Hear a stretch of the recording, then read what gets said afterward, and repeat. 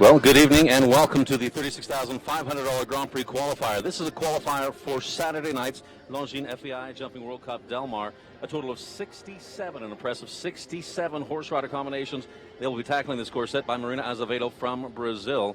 A total of 16 jumping efforts, numbered 1 through 13 in the first round. And we do have two combinations on course to make note of, 7A, B, and C.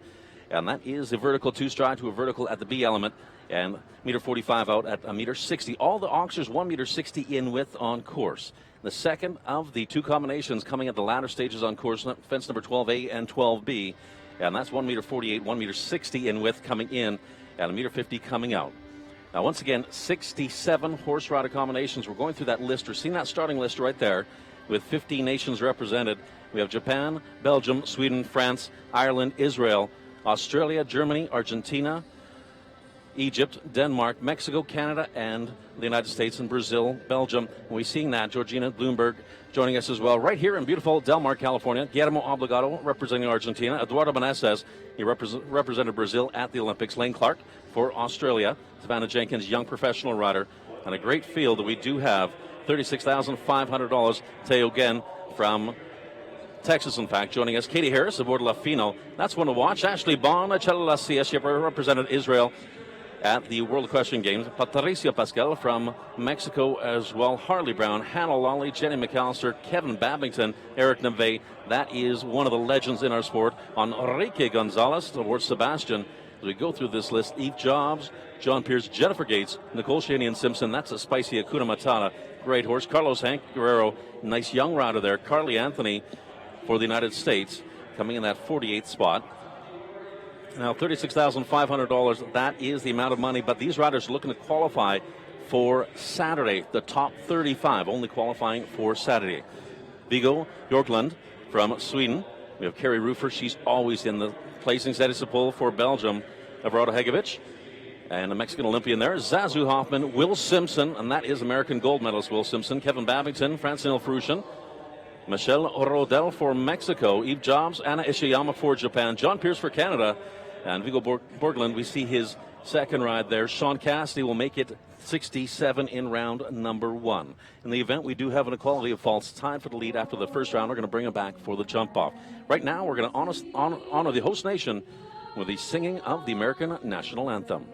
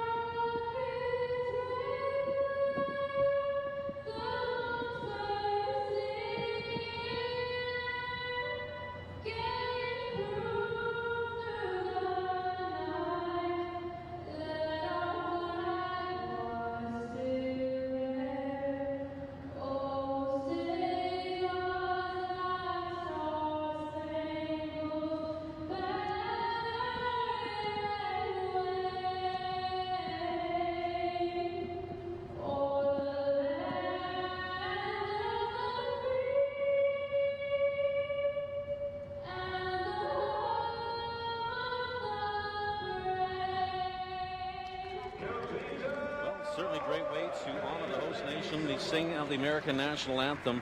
67 horse and rider combinations. And again, as promised, I am joined by Susan Artez right here in the booth as we are ready to start. 15 nations represented tonight. The top 35 riders, they're looking to qualify for Saturday, and that is the Longines FEI Jumping World Cup Del Mar. Good evening, Davin. And how are you? I'm well. It's a beautiful afternoon here. And as always, the California sun, it is out. It is a great day. And we start with Casey Ament for the host nation of the United States. This is a 10-year-old stallion, Dexter R., a Royal Dutch Warm Blood. This horse owned by Lorna Investments. This horse sired by Namalas R. And the sire on the dam side is Contender. Now, this starts the FEI portion of this week. We'll have tonight, tomorrow night being the speed challenge, and then Saturday, and that is the Longines FEI World Cup jumping at Del Mar. Right. So how many horses qualify for Saturday night, Devin? That's the top 35 riders from what I'm told. So with the top 35, and there are a lot of great names in this list, Casey Ament being one of those. Young professional rider here, Casey Ament aboard Dexter R. And time allowed 78 seconds in round number 1, as we are under International Equestrian Federation rules. Alternate height of a fence on course. That's 4 faults. First refusal, 4 faults. Second refusal, elimination, time faults. They add up, and the amount of 1 time fault per 4 seconds or part thereof over that time allowed right now, 78 seconds. All right, so it's a nice long course. Sometimes we run this course as a speed class, but that's no longer the case. I don't think they do that anymore as a qualifier. So they want to run it as a Article 238.2.2, so competition with a jump off. And Casey Ament starting us off, Dexter R, a 10-year-old stallion. Now, is this tough? Obviously, you've walked the course. You know the time allowed set at 78 seconds, but you're the first one to test out that time allowed. Right, so you know she needs to take some inside turns, and this horse does tend to be a little bit slow just because he's got such a big stride, and he dwells in the air a little bit, so it's difficult to make the time allowed on a horse like this. And going first, it's especially difficult. Ooh, certainly explosive for that fence. Right, and he just has so much air time. I suspect that no matter what she does, she's going to still end up with time faults here. Okay, so fence number 6 coming down. That's the widest fence on course. That's that triple bar, 1.60 meters in width. Coming into the triple combination, 7-8B and nicely over C. Just a slight touch there. Yeah, so he does dwell a little bit in the air, and that gave her another hind rub there. Uh-oh. Okay, so fence number 8. We hear that's the sound of the bell there at fence number 8.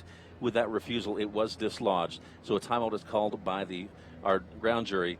So they will add 6 penalty seconds to the running time, also assess them 4 faults for that refusal.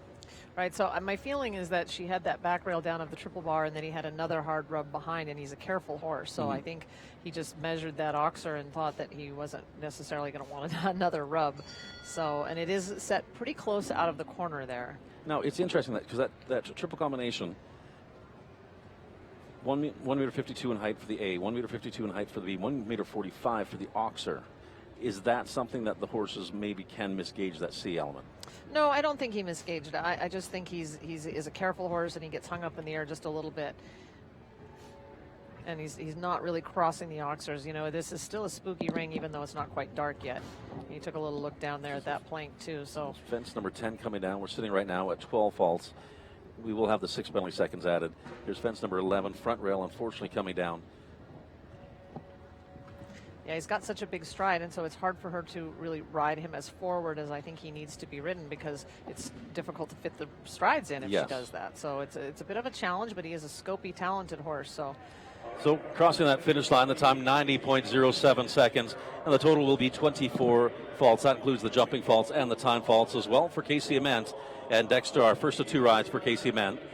So she'll be able to let her nerves calm down just a little bit, focus on her second ride as she comes up in the 17th in the order. So she'll have a little bit of time. Right, and I'm sure she'll improve upon that as she comes back on her next one. Caroline Ann Lynn, this rider from Encinitas, California, one of our local riders, also an amateur rider. Hercule Van Het Endhouse, an 11-year-old gray stallion, Belgian warm blood. And this horse owned by C&M Partnership. And I'll let you know, C&M Partnership actually stands for Caroline and Mom. That makes sense. Because Caroline's mom is always a very, very strong advocate for Caroline and always at the horse shows. Yeah, she's a huge supporter of her, and she's always comes as most often you see them, together and having lunch together. And I'm assuming that helps as well, having a nice cheering section behind you. Oh, it's nice. There's the 7. That just walked very, very nicely. It's just a nice 7. And then for time's sake, you sort of need to fit between number 13 and number 8 there to this next vertical. Oh, well, unfortunately, it touched there in the roll, and it came down to fence number 4. A nice ride in the 8 there. He really jumped that well.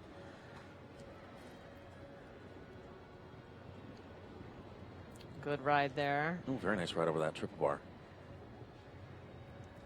She kind of added an extra one there, but I think that sort of got her into a little trouble there. Oh, so the A, B, and C elements are down right now for Caroline Lynn and Hercule Van Het Endhouse, 16 jumping faults as she turns to fence number 8. Looks like we have a broken rail there at fence number 8. She nearly looks like she's got too much control.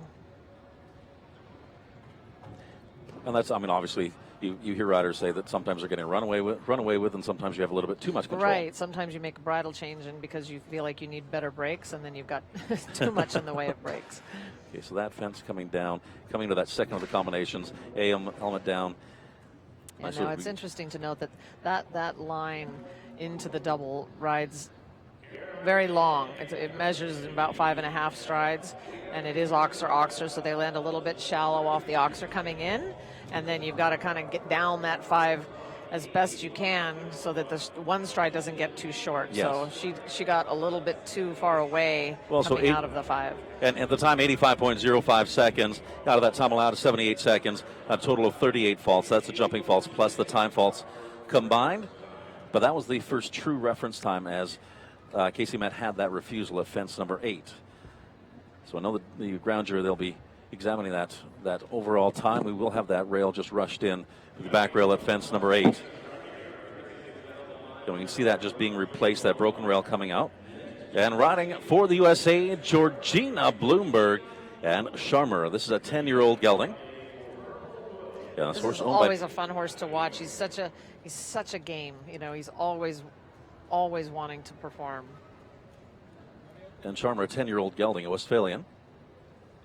So we're started by Cayetano L. So we hear that sound of the tone. That's to Georgina Bloomberg and Sharmer.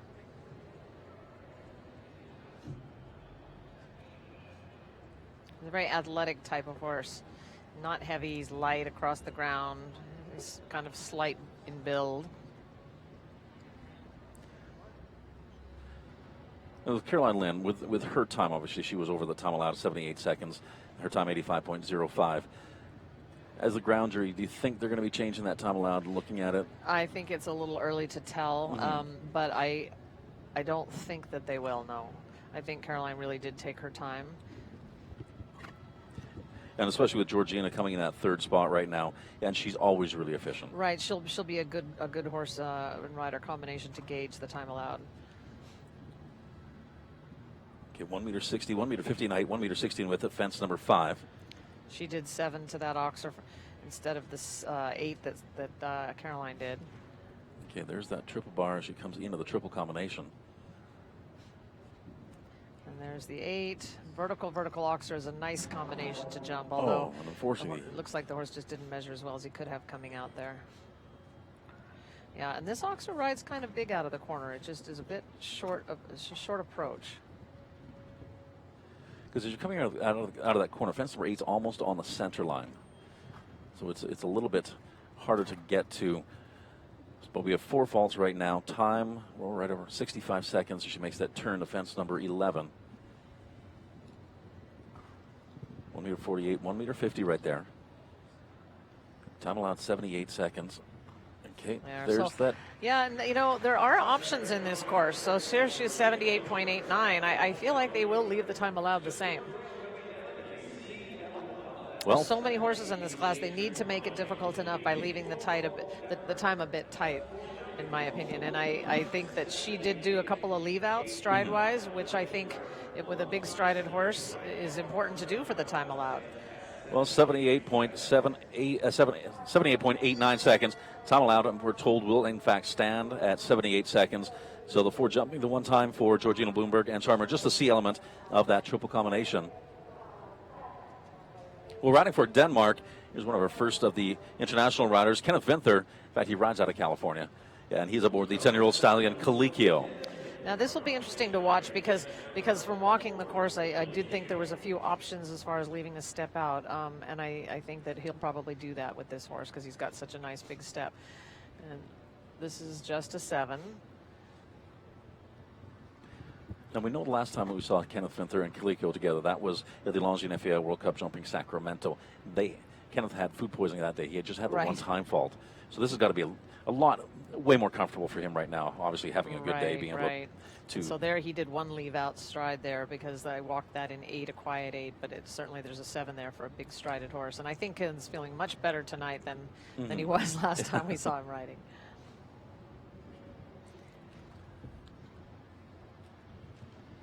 And Such a scopy horse. As we mentioned before, this horse doesn't have the most classical jumping style, but he gets the job done. That he does. He's a really, really neat 10-year-old stallion. And so far, so good at fence number 9. Yeah, he was a little slow there. I feel like he added a step there, actually.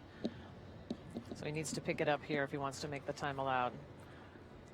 And we know tonight, $36,500, that's on the line. But these riders are also, a lot of the focus, is it to qualify for Saturday? Yes, and I think he'll be happy with a clear round with a time fault, which is, I think, how this is going to wind up. Really nice. Nicely done. 2 time faults, 82.15 seconds. I don't want to say guaranteed to be joining us on Saturday, but you can tell Kenneth Vinther super happy with his 10-year-old stallion. Young stallion there. He's going to be happy with the 2 time faults. That puts him right in the first place.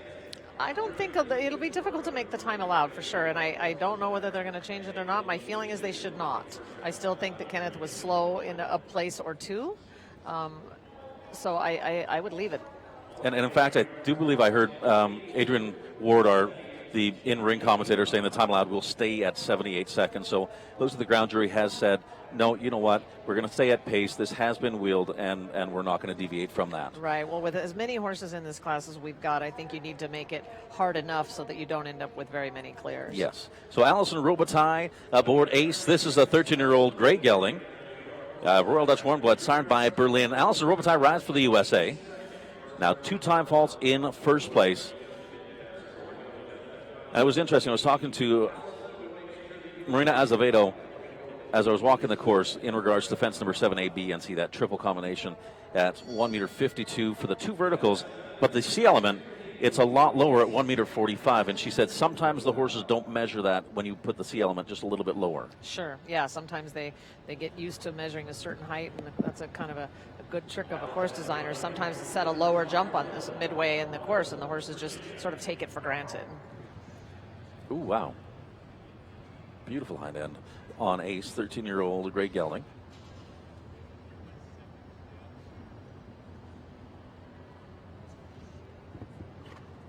Yeah, this is a walk in the park for this horse. It looks like this is nice and simple.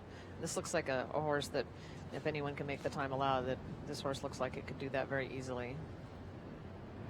Now, I know last week was our welcome week, but a lot of these FEI horses were not here last week. So this is this is day number 2 of competition. Right. This can be possibly they haven't seen this ring too much.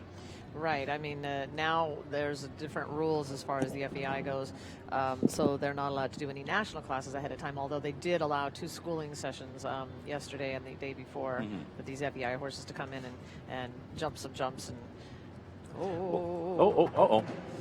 yeah, you know, it looked like she was running out of bridle earlier there in the course.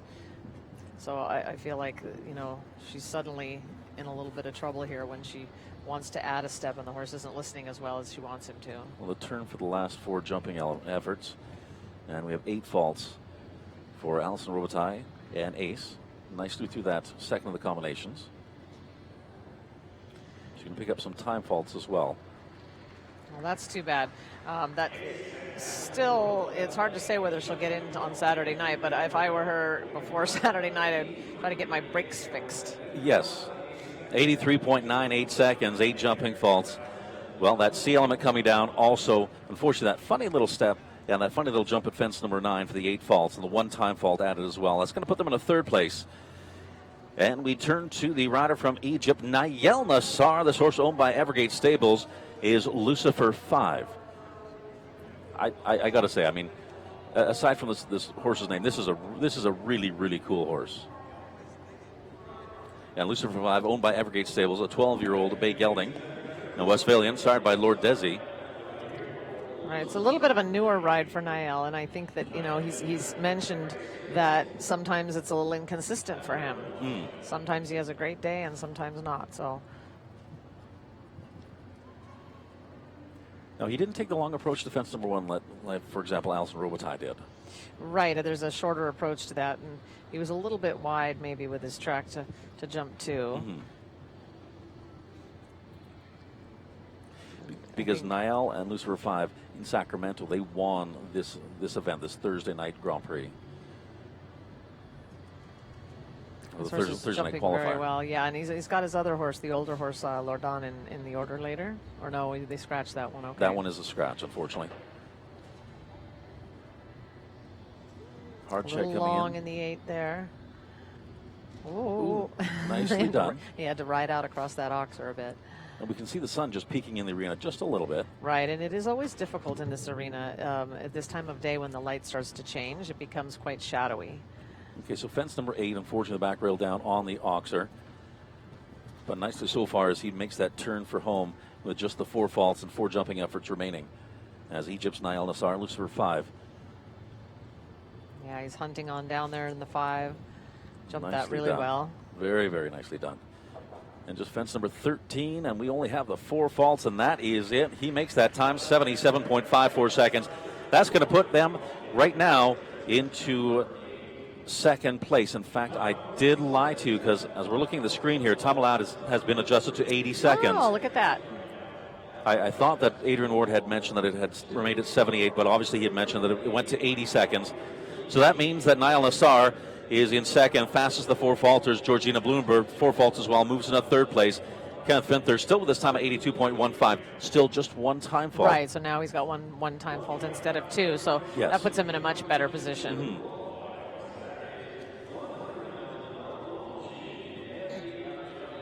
Well, so Kenneth Vinther and Denmark in the lead, 1 time fault.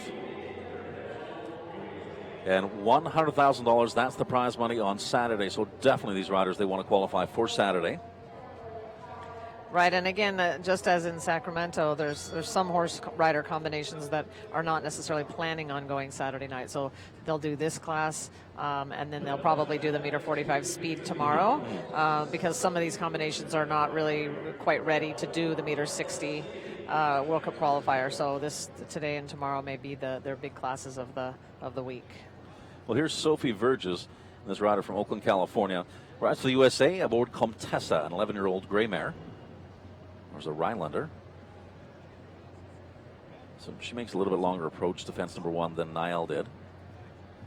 Now, a longer approach allows the horse to get a little more focus on the fence you're coming to? Well, sometimes it's a rider preference. I personally like coming off a bit of a shorter turn, so I don't change my mind too many times along the way as to picking a distance to leave the ground from. But yes.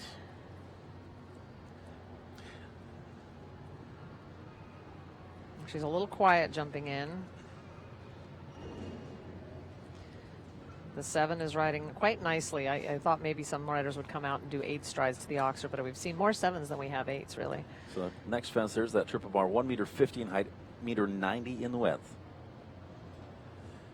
Well, she really had to tug on that right rein to come into that. She kind of pulled one rein and then the other a little bit there, so that can happen sometimes if you allow your reins to get a little long, yeah, which they are at this point. Well, even tonight, and that was lucky. Right here in Del Mar, and unfortunately for the video cameras, we can't really see too well, but there are box seats right along either long side. Oh, it looks like we may have lost a shoe there. I know the I saw bell something boot fly came a off. little bit. It's a very kind horse, though. I mean, it really looks like a trier, and she ended up with 6 there. She was a little inconsistent, but I think this is a good match of horse and rider. Okay, so coming home with 12 faults. Time's going to be a factor here. We're going to add on 1 time fault for a total of 13. The time 80.51 seconds. Sophie Verges and Comtessa. And let's have a look where they're going to move on that leaderboard with a total of 13. That's going to put them in a 5th place. So Kenneth Vinther in lead, Nael Nassar in 2nd, Georgina Bloomberg in 3rd, Alistair Robitaille in 4th. Then Sophie Verges moves into 5th place with a total of 13 faults, 12 jumping, 1 time. Yeah, I don't think she planned on doing 6 in the last line either. I think the horse was a little quiet. You know, it just didn't take her as much as she wanted it to. And sometimes when you land and the horse isn't taking quite as you mentioned, quite as you plan, you have to change your plan fairly quickly. Right. Sometimes you just have to go to plan B, and you know, sometimes you have a plan B and sometimes you don't. You have to go basically right off the seat of your pants a little bit. Yeah, I guess, and sometimes if you don't have a plan B, you have to instantly come up with a plan B. Yeah.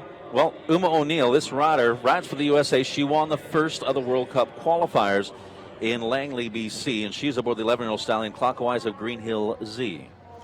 Now this looks like it may be a bridle change for her. I'm not sure. It looks like maybe she's in a hackamore this week, and I don't think that was the case before, but I could be wrong. I think you're correct on that. And this is an 11-year-old stallion, Azangashida. Ooh, nicely. A little too deep there in the 7 because that is a quiet line. But this horse certainly exploded over fence number 3. This horse has a lot of power. Right. Now, having this triple bar coming up right before the triple combination, does that pose any problems? Does it make your horse stretch out a little bit? Well, yeah, And they get a vertical. little. You have to ride the triple bar, aggressively to get across the width, and then you've got this pair of verticals coming up right after that. So he's such a good combination jumper. And nicely through that 7ABC, the triple combination. Horse jumped the standards at fence number 8. Fence number 8 seems like it's a little bit harder to get to. Is it just the turn, that turn back? Well, it comes up quickly. Yeah, it's a short out of the turn. Mm-hmm. So far, this has been a very nice round for her, and I think she's okay on the time allowed. She didn't get very straight there, but he covers the ground so nicely there. Okay, so Uma O'Neill and Clockwise with Green Hill Z, they may be the first clears. Oh! Yeah, so, that like I said, that walks out in 8, and she ended up direct in the 7, and she was a little too efficient getting there in the 7 and just got there too deep. But I think she's happy with that. I think she's got to be happy with that. Yeah, she's kissing her horse, and she had a bad experience last couple weeks ago in Sacramento. It didn't end well, so I think that was a nice positive reinforcement for Saturday night. Exactly. It's always nice to see when these riders, they have possibly a bad experience, to see them come back and they leave that behind, because that's in the past. Right, and the horse, too. He doesn't seem to hold a grudge at all. So Uma O'Neill and Clockwise of Green Hill Z moving to 3rd place. Ali Leopold Moreno rides for the USA. And the Celle Francais, Elisa du Bourbourg. This is a 10-year-old gray gelding. And I saw Ali Leopold Moreno. She's been limping around just a little bit this week. She has, yeah. She had an unplanned dismount in Sacramento on one of her horses, so her knee has been bothering her since then. But I think she's managing to ride. She just limps afterwards. Because I was talking to her before this competition, and she said this week is the first time she's actually been able to sit on a horse comfortably, or comfortably enough. Which also means that, luckily, Ali Leopold Moreno, her husband rides as well, so that really. Right, so he's able to keep the horses going in between if she has to have a little bit of a break. Because these horses, they're in top shape at this level. You are at the top of the sport. Right, a little long there, but made it work.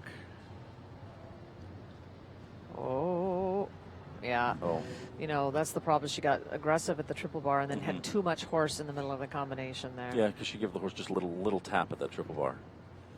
Jumped out really well.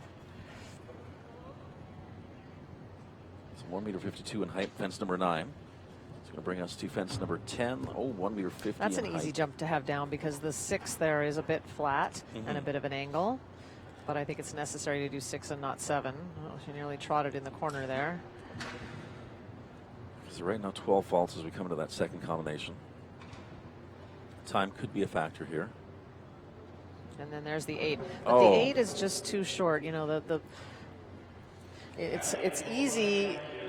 Walking that line, I would have planned 8 also, but watching how much people cover the ground on this footing, and the horses they eat that distance up in 7. So I think it would have been a better choice for her to just continue in 7. Well, so the time 83.32, 1 time fault added to 16 jumping faults for a total of 17. Right now, Ali Leopold Moreno, Elisa du Bourbourg moves into a 7th place. An H5 Quintal, that's our next horse, 13-year-old gray gelding. This horse owned by H5 Sport Horses, and the rider, the Brazilian Olympian Eduardo Meneses. He represented Brazil in Rio. So he represented the host nation in Rio, and certainly a phenomenal rider here. Yeah, and he's had so much success with this horse. Okay, so right now, Kenneth Venther in the lead with a 1-time fault. 3 sitting with 4 faults. Niall Nassar, the fastest of the 4 faulters, in second. Uma O'Neill in third. Georgina Bloomberg in 4th place. But this might be our first clear, as H5 Quintal and Eduardo Meneses. They're going to head down to fence number 1. Yeah, both Eduardo and this horse have so much experience, and they have so much experience together. I would think that this, is a relatively easy course for this combination. Now, this horse doesn't waste a whole bunch of time in the air. You see a lot of horses, they're jumping the top of the standards and they hang up there. This horse is fairly quick. Right, but he really holds his hind end up in the air.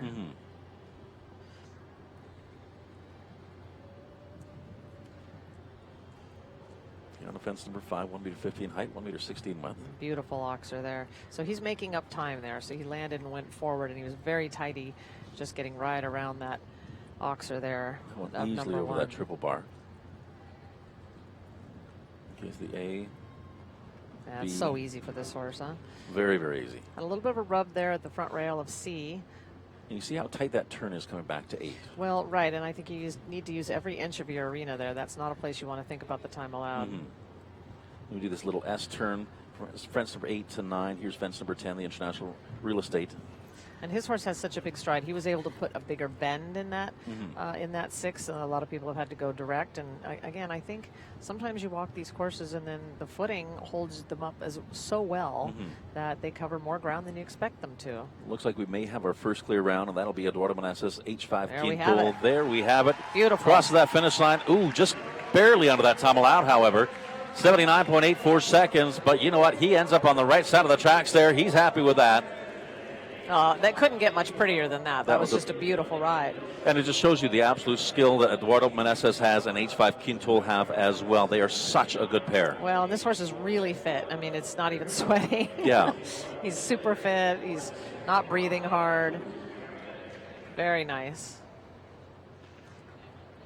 It wouldn't really surprise me if he didn't even come back and jump off. He knows he'll be qualified for Saturday night, so yes. It wouldn't surprise me if he just calls it a night. And we could see as they were closing that gate, Marina Azevedo, our course designer, she was standing there at the ramp, and she had a big smile because you know these course designers. We know from Sacramento when Olaf Peterson Jr. was designing and went well over the first half of the course, and we had absolutely no clears.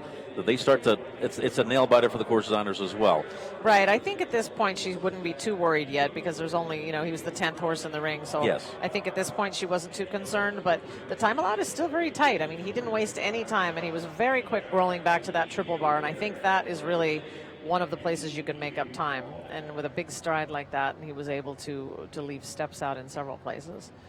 Well, so Eduardo Meneses and H5 Quintul, they are the first clear.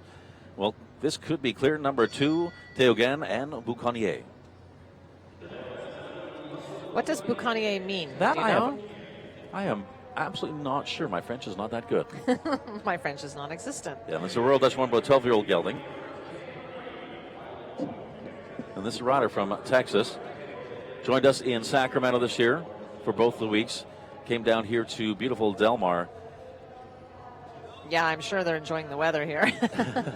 The weather's been absolutely magnificent. Weather just has perfect. Been absolutely perfect. And the nice thing is we're probably 3/4 of a kilometer away from the ocean. I mean, they always say Del Mar, that's where the surf meets the turf, and that is the truth. Yeah, it's really nice, and they have a dog beach too, so this time of the year you can take the dogs out and play on the ocean. And There's so the far, nice so good. quiet 7. Oh, First part of the course is very inviting. This horse is jumping very, very well, making that rollback turn to fence number 4. So we come across the diagonal.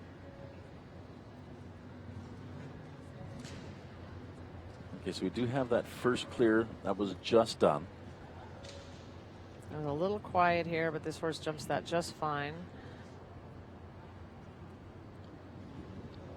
Little stall there.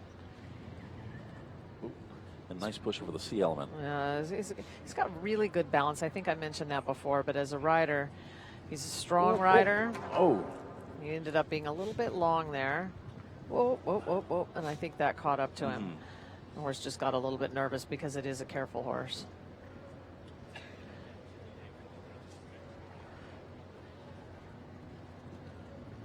Okay, so we come back at it. So we've got 4 faults for the rail. Oh, and another rail coming down. That'll be 12 jumping faults as he makes that turn.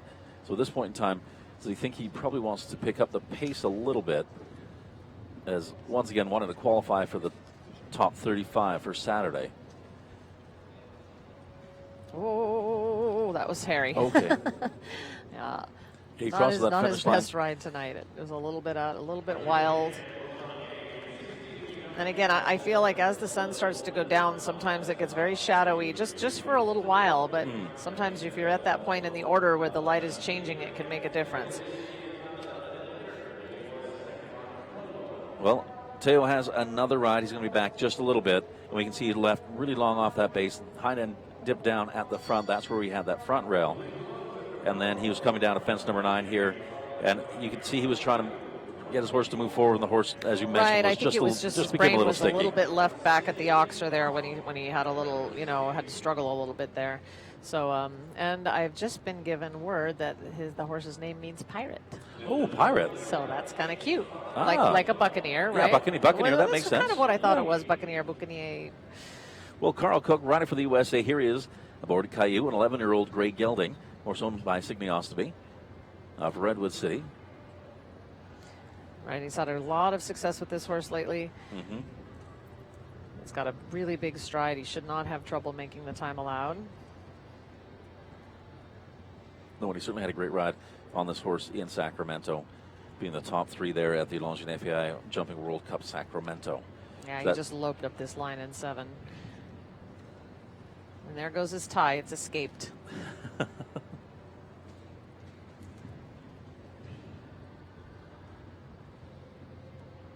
And he did 7 into the combination where most riders will do 8. But if you've got a horse with a step like this, I think leaving a step out there is just fine because it really helps you with the time allowed.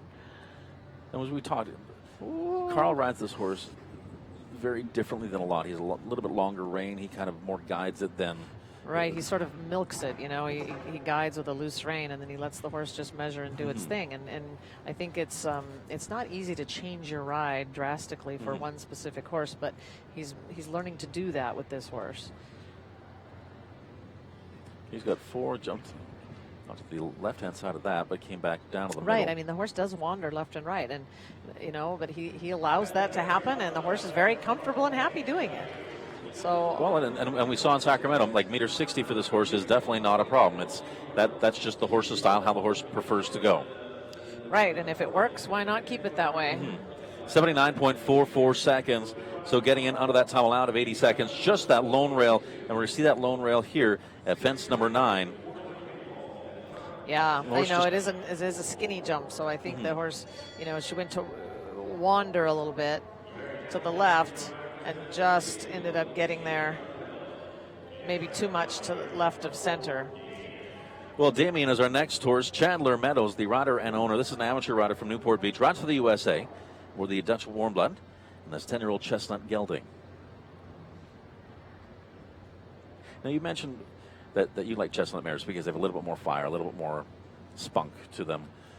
Do the chestnut geldings have that same? No, not usually. They don't.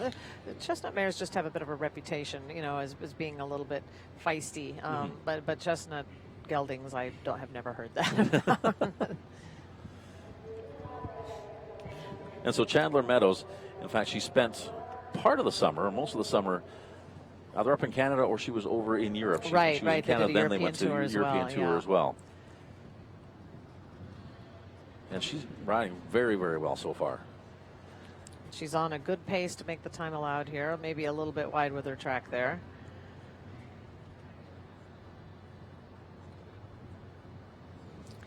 And then there's the 8 into the combination, which I think most horses will wind up, horses and riders, the riders will plan for 8 and wind up with 8. And we talked earlier that the amateur rider, that one's down, unfortunately, fence number 8.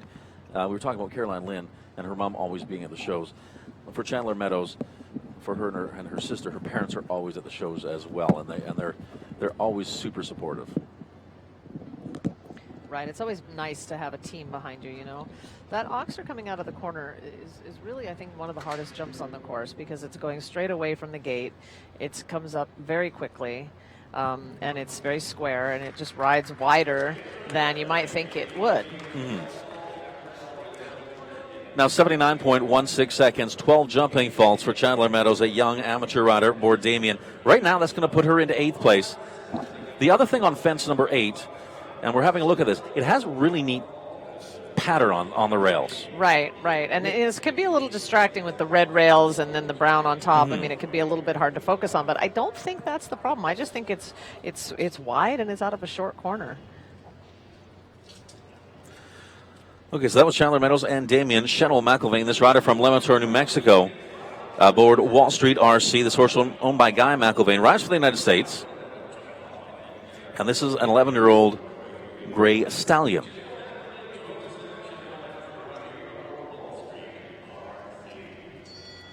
It's kind of fun. They make stirrups in all colors now, so you can kind of accent your wardrobe, if you will. And just for an interesting statistic so far, this is the 14th of our 67. Eight horses out of the first 14 have been gray. Well, that is interesting. That's good trivia.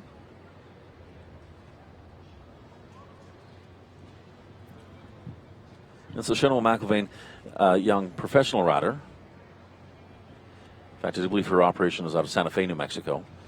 We are stable down the barn aisle from the McAllister, and they've got a whole bunch of little wiener dogs. So Jenna McAllister right now with 4 faults. And that was that early rail, unfortunately, at fence number 3. Jumping over fence number 5. This has been a fairly long time partnership. They've been together. Jenna and Wall Street have been together for a couple of years, just moving up through the ranks. Right. It's been a really good horse for her. You know, I think she's gained a lot of experience, and this should be a good season for her. Okay, so that's the second rail. That'll be 8 faults. We have this turn coming back. Oh, that was well done. That she was a really beautiful came ride. out far enough. Uh-oh. Get it back. Hate losing a pedal. Uh-oh. Yeah. Okay, so she called off that approach. She lost stirrup at fence number 8 as she landed. And so she decided just to play it safe and get it back and complete the rest of the course. Right. I mean, I feel like if you've already had a jump or two down like she has, it makes more sense to just, reorganize and give your horse a positive round. Now, if you're clear and you lose a stirrup, then you might, I don't know, I guess it depends on how much practice you've got jumping with one stirrup, but I would certainly try to get the stirrup back, and if I were clear, though, I might continue on at least a jump and try to get back in the next corner. Sometimes those plastic stirrups they fly around a bit when your foot is, if you lose one, they're hard to get back again because they don't just drop right near your foot. Because they have a tendency to float up. Yeah, they just float up, and for that reason, I prefer heavier stirrups myself. Well, also, and especially because she lost it over fence number 8, and then fence number 9 comes up fairly quick with that S. And here she is through that triple combination. Got a little bit deep to the B, and just had the front rail on that down. Hopefully we'll be able to see this when she loses her stirrup at fence number 8. She makes that turn. I'm not really sure why she lost a stirrup, because it didn't look like the jump was that difficult. But she just allowed her heel to come up too much, and on landing it got dislodged. Just couldn't get it back. Yeah, that is too bad. And I think that was probably the right call for Chenoa. A total of 20 faults at the time, 93.20 seconds. When we're talking about young riders, here's another young rider as well, rides for the USA, Emma Reichow. This rider from Menlo Park aboard Apex, a 14-year-old gelding. Now, Emma Reichow, as I mentioned, she's a young rider. Apex has been shown by her coach, Harley Brown, up to including the Nations Cups. Right, so Harley Brown gave this horse a good career and a lot of mileage, and so he was really ready to be handed over to a young rider like this, and it's a nice, simple horse for her to ride, I think. At least it looks that way. And that's one of those things, because Harley, it's kind of hard to learn, especially at a level like this, if you're inexperienced and the horse is inexperienced. Yeah, it doesn't usually work very well. And No. It's much better to have an experienced horse with a more novice rider. I mean, I shouldn't say novice, because none of the riders at this level are novice, but some have more experience than others at this level. An Apex 14-year-old gelding, horse-sired by Granex. Nicely over that triple bar, onto the triple combination. And he's got a great expression. Oh, unfortunately, A was down. Yeah, B was he down. cut down a little bit early off the ground at A.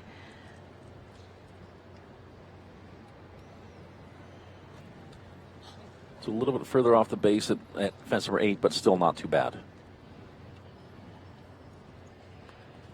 We come to fence number 10. Okay, so 8 faults. Just the A and the B element of that triple combination. She's making that left-hand turn on the fence number 11.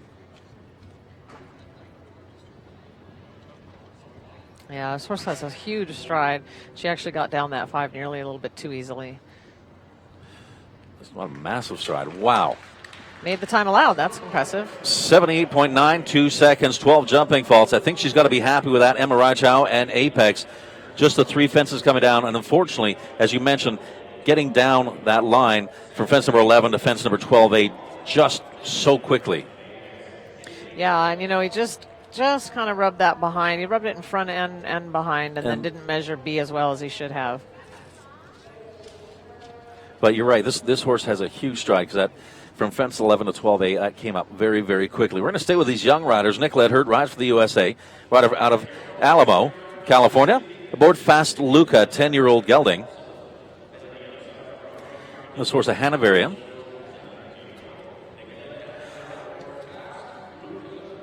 So still with just that one clear, and that's the Brazilian rider, Eduardo Meneses aboard H5 Quintol. Kenneth Vinther and Colicchio in second. Niall Nassar sitting in third. O'Neill in fourth. Georgina Bloomberg in fifth. She's got lots of pace to number one. I think she intends on making the time allowed.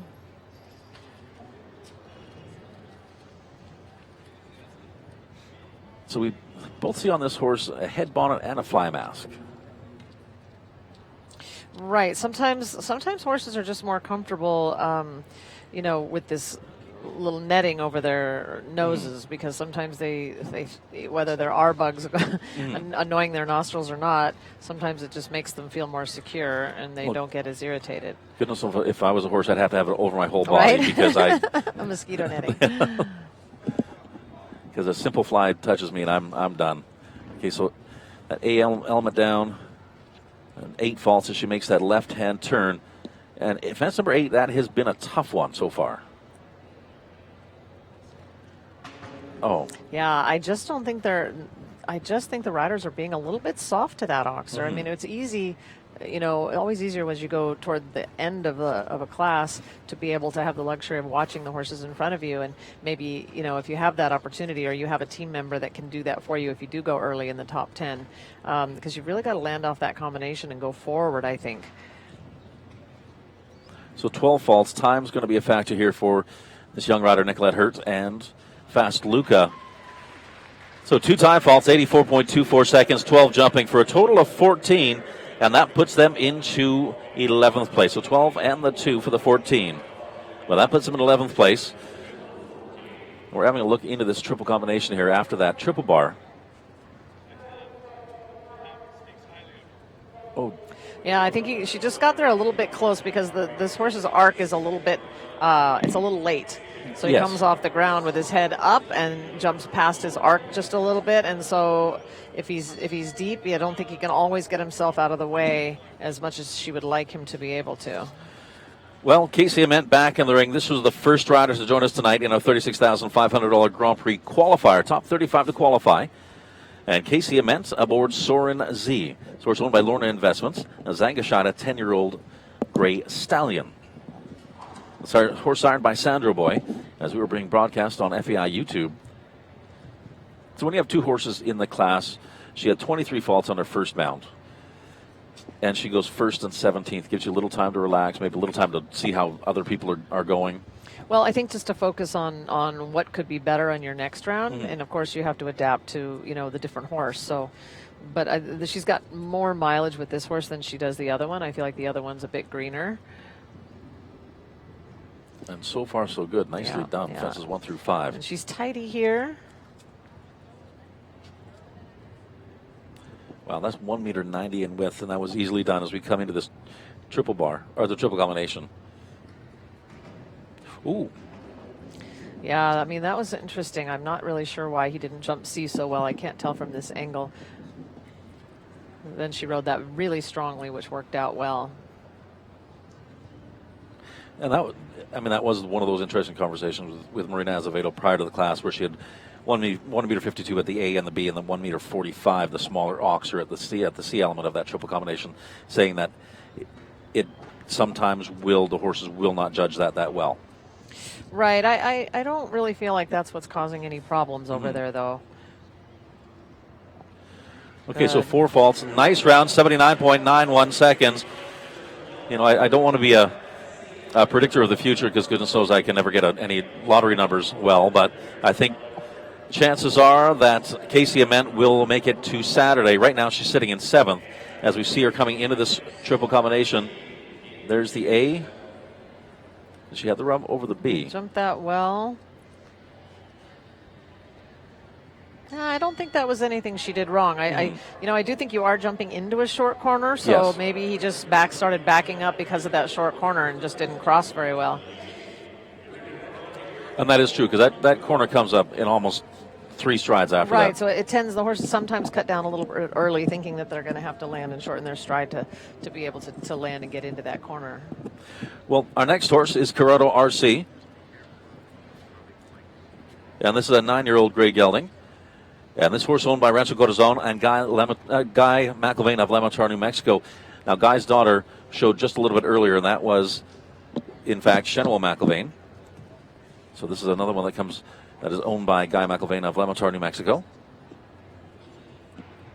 And this is a young horse that Richard Spooner, the Master Faster, has been bringing out. This is a 9-year-old gelding. Right, so I would imagine that ultimately Shanoa will take over the reins on this horse once it has a bit more mileage. So on to fence number 5. I mean, the Oxers on course, for the most part, they're all 1.60 m in width. The triple bar 1.90 m in width. Triple bars can be very wide, but they're generally an easy jump to jump because it's a very natural arc for a horse. That a natural arc having the front of it being quite low. Well, unfortunately, the B element of that triple combination down for Corrado Rc and Richard Spooner. Nice ride to fence number 8. I think Richard has probably ridden fence number 8. Has given his horse one of the nicest rides to fence number 8 so far. Right, I agree. Because as you said, it's so much easier to sit here and watch the monitors. But he kept flowing through that corner and allowed his horse just to come up to 8. Yeah, but Richard sometimes doesn't look as strong as he is. You know, he looks like he's not really doing much up there. But I promise you, he had a lot of leg on. He's got a lot of leg on here too. Well, it's the subtle use of the invisible aids. Right. 4 jumping faults, 78.52 seconds. In the 5th place, the Master of Faster, Richard Spooner, as 3rd fastest of the 4 falters. Still the 1 clear. That's Eduardo Meneses, H5 Quintul. So we look where he had the rail. It was nice. Oh, that's too bad. It was a very light rub.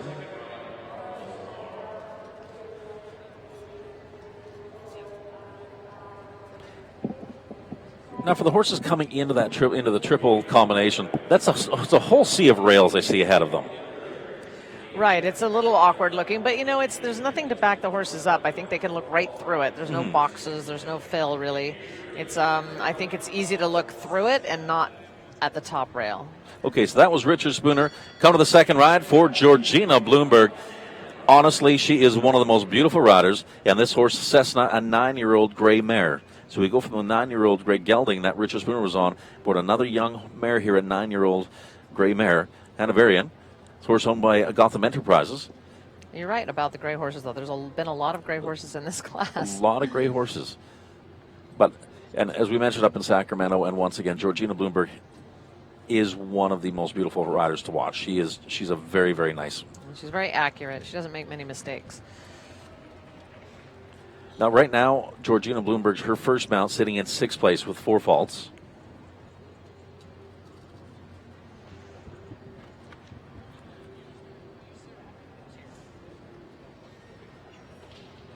She's tidy there with her track for sure. Now, we saw Casey Ament from her first mount having 23 faults in total to her second, being that marked improvement of only having 4 faults. This is going to be a little bit easier for Georgina, having already ridden the course and possibly seen. Well, I mean, in some ways, yes. But again, you know, when you've got different types of horses, you just never know. Ooh. She got away with that little skip inside. Little skip step. Yeah, a little skip step and a stutter step, and still rubbed it, but kept it up. Nice ride to 8. As a rider, do you feel that skip step?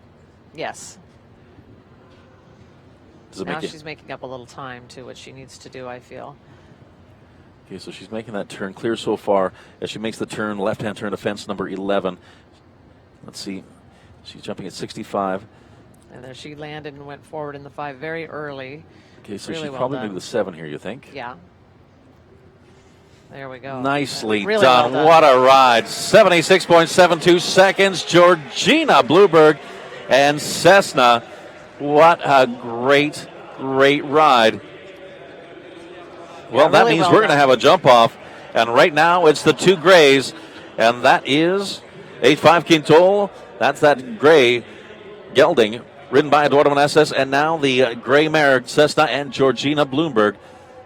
It's a very Just athletic super. horse. I don't think it's a very big horse, but very athletic, really game, and really wants to be careful. And you see, she comes over that B. She's looking for fence number 13. As you mentioned, she was going to get the 7, and that's exactly what she did. Well, Escada VS, that's our next horse. And this horse owned by Vikingsburg. Zateri AB, a Swedish warm blood 11-year-old chestnut mare. And the rider for the U.S., Jenna Mcallister. And this is a fairly new ride for Jenna Mcallister. It is, and Jenny has not been back in the tack for that long. She had a head injury, I think, in September, early September or late August. And so she was sidelined for a bit there and not able to ride. So I know she was upset about that because she's got some really nice horses to ride right now, this being one of them. Well, unfortunately, fence number 3 coming down at the early stages. Oh.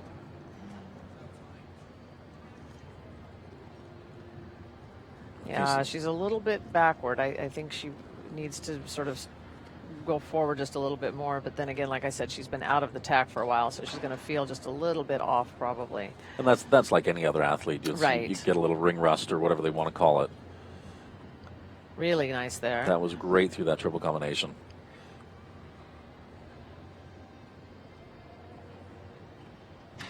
Oh. Fence number 8 it's comes just down. a difficult jump, especially I think for a lesser experienced horse. And I don't know this horse very well. I don't know how much experience it has, or she has, I should say. But it's she's definitely a good athlete. Has a lot of blood, but I think a little bit on the less experienced side. Okay, so obviously Jenny didn't like what was possibly going to happen at 12-8. I think the 5 was looking awfully flat to her suddenly. And that is where she had her accident, was at a combination at a horse show. So I think she might have had a little flashback and decided to be conservative. This mare also looks like she's just getting a little heavy. Right. Well, 92.78 seconds, and they're going to end up with a total of 20 faults with the jumping faults and the time faults. Well, 16 jumping and the 4 time faults for a total of 20. Right now in the 17th place, top 35 riders qualify for that second round. We see she comes into fence number 11. Horse jumps nicely over fence number 11, but then I think she started to shift to the right, and that makes it is 5.5 strides oxer to oxer, and I feel like if you end up with a little bow in your track and you don't want to have to chase, then it was something she didn't want to risk. Well, and you know what, and especially as you mentioned, coming back from an injury, sometimes it's better to not chase and make something dangerous than to. And even though she's cleared to ride, she does not want to take the chance of hitting her head again if at all possible. It's just too risky. Well, Chestnut Mare, I mean, I think they got a nice future together, and that's Escada VS and Jenna Mcallister for the USA. That puts them into 17th place. We do have a jump off. We know that's going to happen. Eduardo Meneses and Georgina Bloomberg. So it's Brazil and the USA for 1 and 2. Kenneth Vinther, just the 1 time fault, sitting in 3rd. The fastest of 4 falters, Niall Nassar, sitting in 4th right now. 5th is Uma O'Neill with 4 faults as well. Richard Spooner in 6th. Georgina Bloomberg in 7th. So Georgina right now, she might get 2 in the top 12. Carl Cook in 8th with 4 faults as well. Casey Ment in 9th. Well, right now, 6 out of our top 9 with 4 faults. That's it. Right. So I think 4 faults will still qualify for Saturday night. And if you say that they're taking 35 riders. Yes, that's right. So I think that the majority of the riders that want to get in Saturday night will. Yes. Barring something awkward happening. And you look at 6 with 4 faults, just a rail apiece, which means we actually could have had 6 clears. I mean, it's just minor mistakes. But we didn't. But yes, just minor little touches here and what have you. Now, next on the order of go, that's Morgan Kaplan and A. Kumonia. But right there, you can see at the gate, just walking back up that ramp, is Wilhelm Genn and Bugatti from Germany. They won 2 weeks ago in Sacramento, the Longines FEI Jumping World Cup Sacramento, that $100,000 Grand Prix.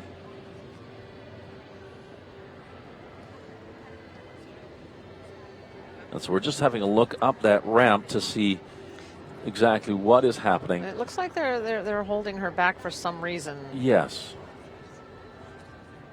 because that is Morgan Kaplan right there. Yeah, she looks ready, so I'm not sure why they're.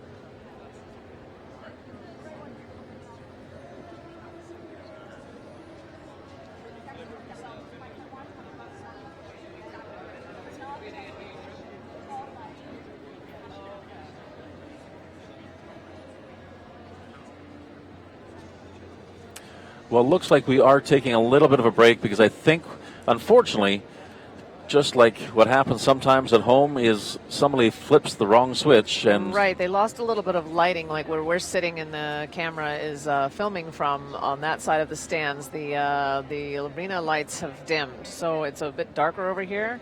Romantic in some ways. It's romantic. But I think that the riders have complained a little bit. They don't want to go until they get this light situation. And fixed, also, it looked like the middle rows of the lights in the arena stadium, as well. Yeah. So obviously, the riders, they want to make sure it's an even playing field, and you can't blame them for that. They want to make sure that, hey, the person that went before me had all the lights on. Why can't I? Right. I did notice the lights had dimmed, but I didn't realize it was actually in the arena as well. So they're going to have to get that figured out. And I don't think it was a technical glitch. I understand it was maybe somebody was some kids were playing nearby and kind of caused a problem, as pranksters will. Well, yeah. Growing up, I got to admit, I did that a couple times. So I was very good at prank phone calls. Still am, as a matter of fact. So it looks like we're going to be getting through and getting those lights turned back on before we proceed with Morgan Kaplan and A. Kumania. So as we look at that leaderboard, Eduardo Meneses and Georgina Bloomberg, they are tied for first place with the only two clears. Kenneth Vinther and Colicchio sitting in third, just the one-time fault, 82.15 seconds. Niall Assar in a fourth with the four faults, fastest of the four falters, and that is aboard Lucifer 5. O'Neill, clockwise of Green Hill Z, sitting in fifth. Richard Spooner and Corrado Rc in sixth with the four faults as well. Georgina Bloomberg, her first bound, and that was Sharmer in seventh place. Carl Cook, Caillou in eighth, ninth, and that's Casey Amand. That was her second ride, and that was Soren Z. That's a longtime partner that Casey Amand has had, sitting in ninth place as the sixth fastest of the four falters. Alison Robitaille in 10th right now, and Alison Robitaille aboard Ace. Everai Chow, and that is Apex in 11th and 12th. That's the amateur rider out of Newport Beach, California, and that's Chandler Meadows and her 10-year-old chestnut gelding, Damien.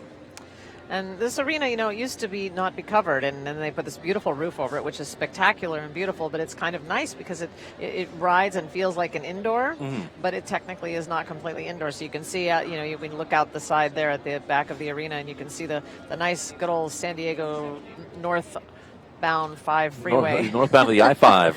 Well, with a lot of traffic on it. I got to say, up until about 3 o'clock in the morning, there's a lot of traffic on the I-5 at pretty much a lot of time.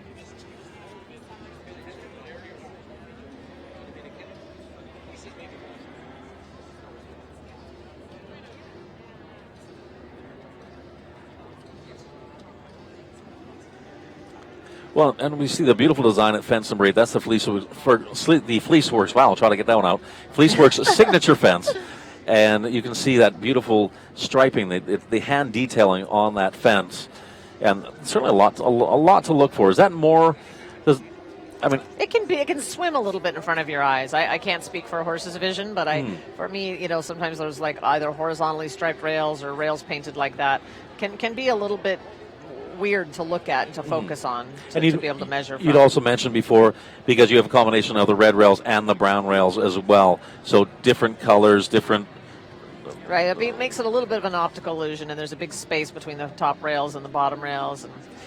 And I think it's fun. Every year we look forward to seeing which horse shows management will have, new festive-looking jumps, spooky jumps. Yes.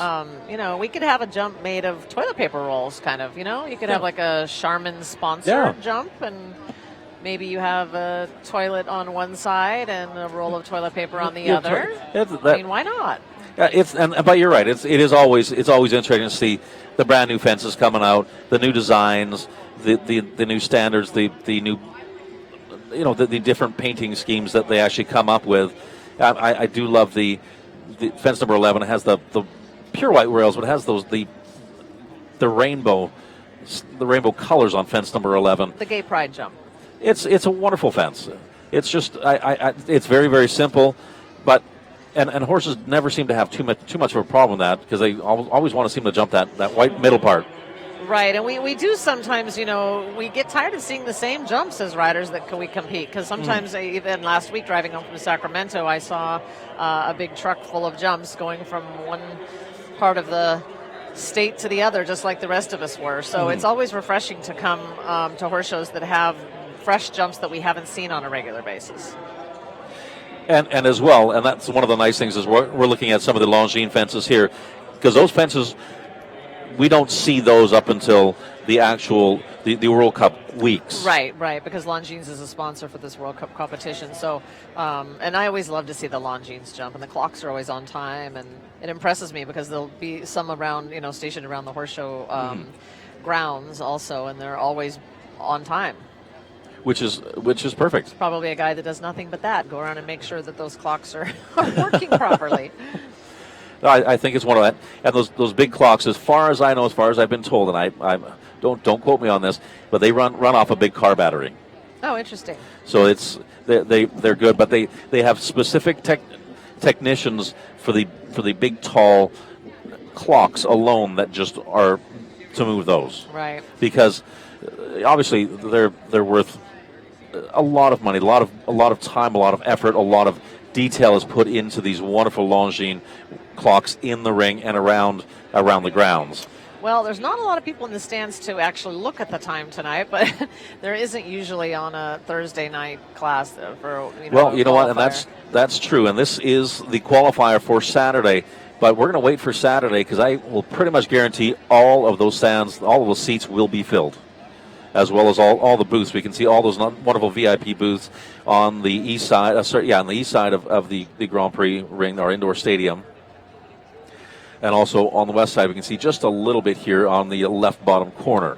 It's interesting to note, from one year to the next at these horse shows at the Del Mar Fairgrounds, sometimes our warm-up area changes. And this year it did change again. So they've got the good GGT footing in the courtyard area by where some of the restaurants used to be sometimes during the Del Mar National Horse Show. So we're not warming up indoors for this ring. They're outdoors, so they've got generators with lights out there in the courtyard, and it is a bit small, which doesn't seem to bother the upper level horses or riders. But in the last couple of years, we've been warming up in an adjacent building, so everything is indoors. So I don't know how much that's affecting the horses and riders, but we adapt. Now, as mentioned, Morgan Kaplan's coming up next. We saw her; she was at the gate. Obviously, the middle lights, we can see they are back on. So, and those, obviously they have to come back up to temperature and everything like that. Does that, you've warmed up now, we've got to send you back to the warm-up ring to make sure that we have an even playing field everywhere. Do you do a full warm-up again, or do you just... I would say an abbreviated one, but really it depends on how long this is going to take. I think her horse, she's ready to go, and it can be very distracting when you have to suddenly go on break.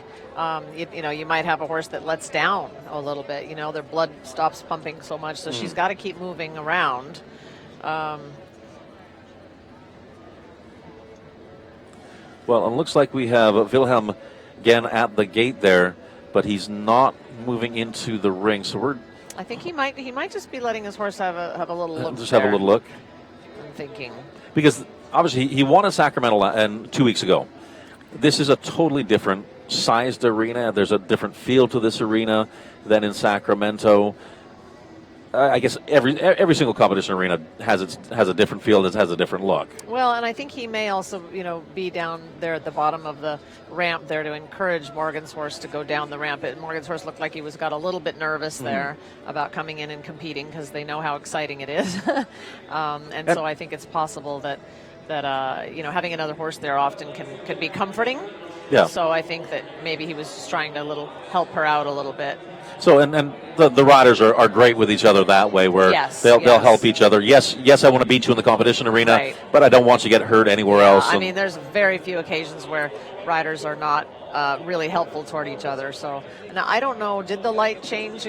Are we back on track as far as lights go? I think we're back on track as far as lights go.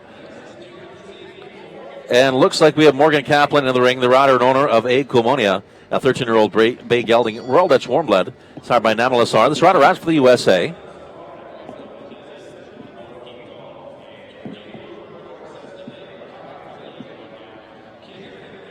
And we know those middle lights have been on for a while, and I think it's great of the ground jury to give her almost as much time as she needed to after they came back on to come back into the ring, because you don't know down to the second how long it's going to take for those lights to come back on. Right. I don't know how long we run break for, but it's long enough for horses, demeanor to change, and they can kind of get cold.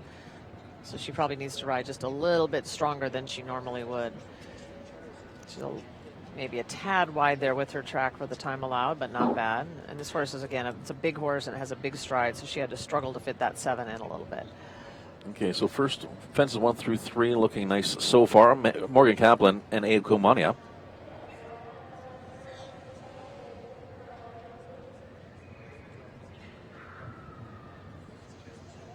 She did the 7 there with no problem. Okay, we come to the triple bar. Nice ride to that.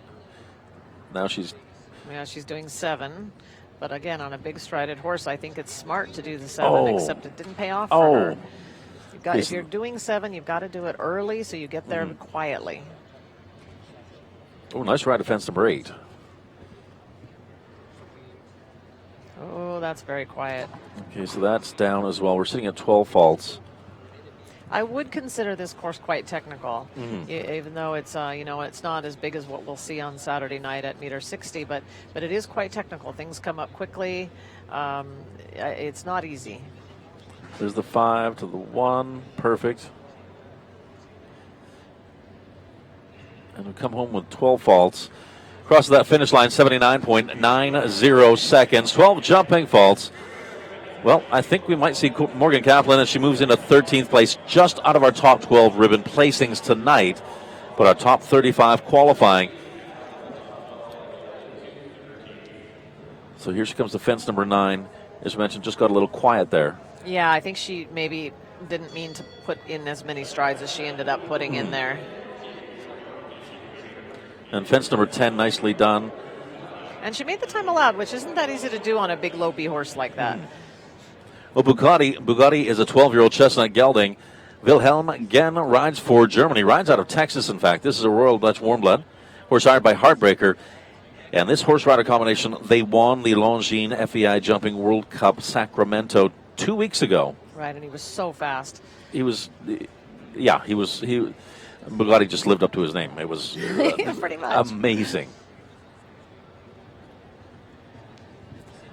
And I think Wilhelm is looking to possibly do back-to-back World Cup qualifying wins on the Saturdays. Well, that would certainly put him in good shape for the World Cup final. Yes. For the standings in any case.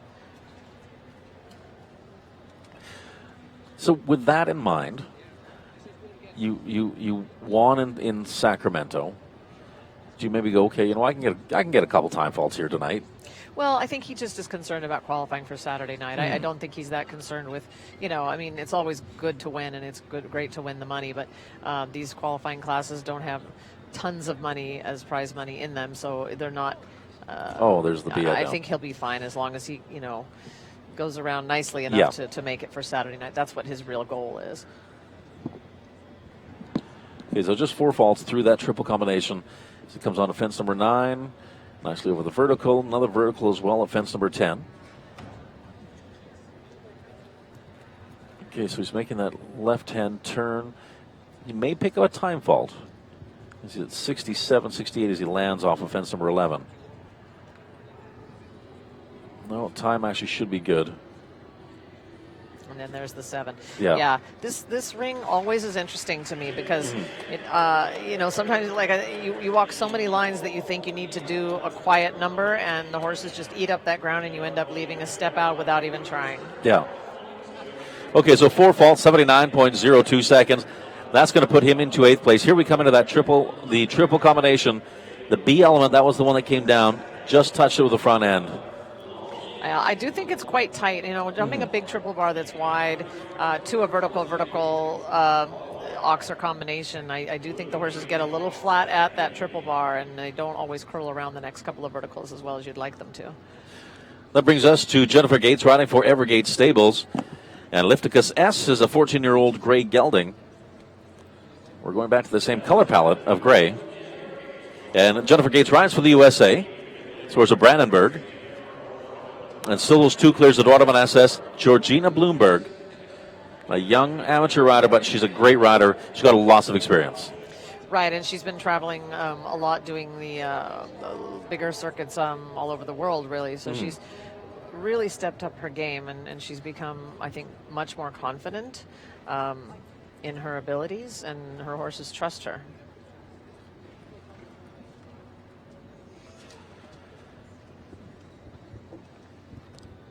So first 3 fences. The first 3 fences really have not caused any problems so far. No, they're really almost freebies. They're really simple and nice. And just a nice welcome. Very inviting, yeah. So you come across that diagonal, fence number 5, make that left-hand turn, go from the spread jump to an even wider spread jump at fence number 6.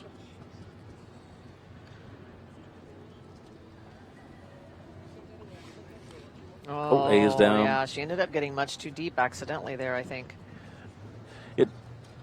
But as you mentioned before, with this arena, this footing, sometimes you get there a little bit faster than you anticipate.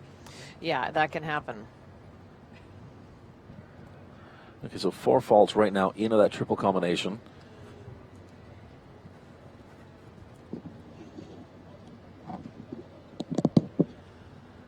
There's, 11 is I down. think a little bit too deep there, too. But, again, I think she'll be comfortable as long as she gets in Saturday night. And I don't believe do you have to use the same horse that you qualify on? That I am not 100% sure. I think it's the rider has to qualify. I believe it is too. I think if you can qualify on one horse, you can choose another. I do believe you can do that. Well, 8 jumping faults for Jennifer Gates. Lefticus S, 79.33 seconds. Time not a problem. We come to fence number 6. There's that big stretch here.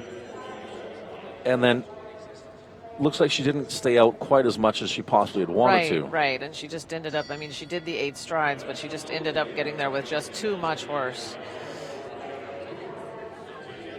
But really still, there, to be in the C element of that triple combination, the horse jumped beautifully. Yeah, super. Well, Jennifer Gates and Lifticus S, 8 jumping faults. That's going to put her into 11th. Alistair Robitaille now in 12th spot. And here's Lindsay Archer riding for Reese Farms of Redwood City aboard Jarpur, a 9-year-old gelding, young horse here, Belgian warm blood. And Lindsay Archer rides for the USA. And you can see she's got a breast collar or a breastplate on her horse that's light in color, and generally when you see that, it's very stretchy, elastic. Now, why would you want that? Well, you know, some people think that, and myself included, that, you know, you want to have some give because the horse needs to use its shoulders to bring its front end up. Which would make sense. Right, and, you know, you want to keep the saddle from slipping back, but at the same time you want there to be enough give in that breast collar to allow the horse to use its shoulders freely and comfortably. Yeah, because to not impede any actions that they have. Because goodness knows it's not really fun trying to wrestle in a straitjacket. Well, you know how it happens when your bra's too tight. It's just annoying. Well, yes, I only can imagine. So as we come into that triple combination, there's the A, there's the B, nicely over the C. Really nice. Oh, it just cut down just a little bit early. I spoke too soon.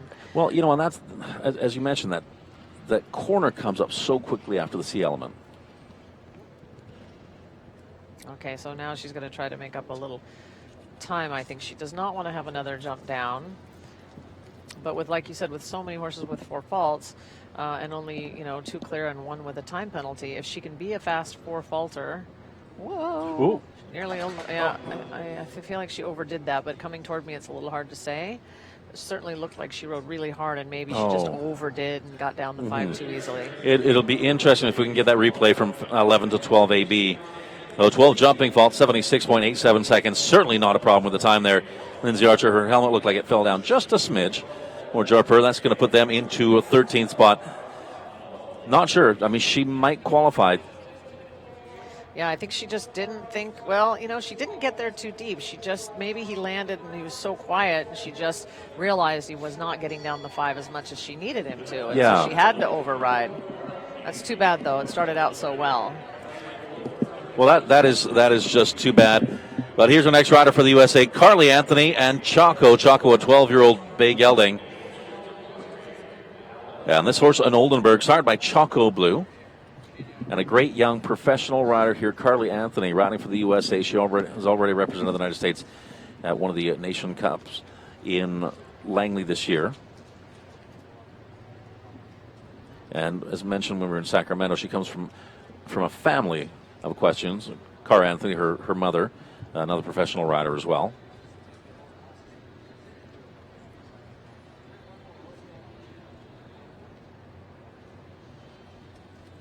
Easy in the 7 there.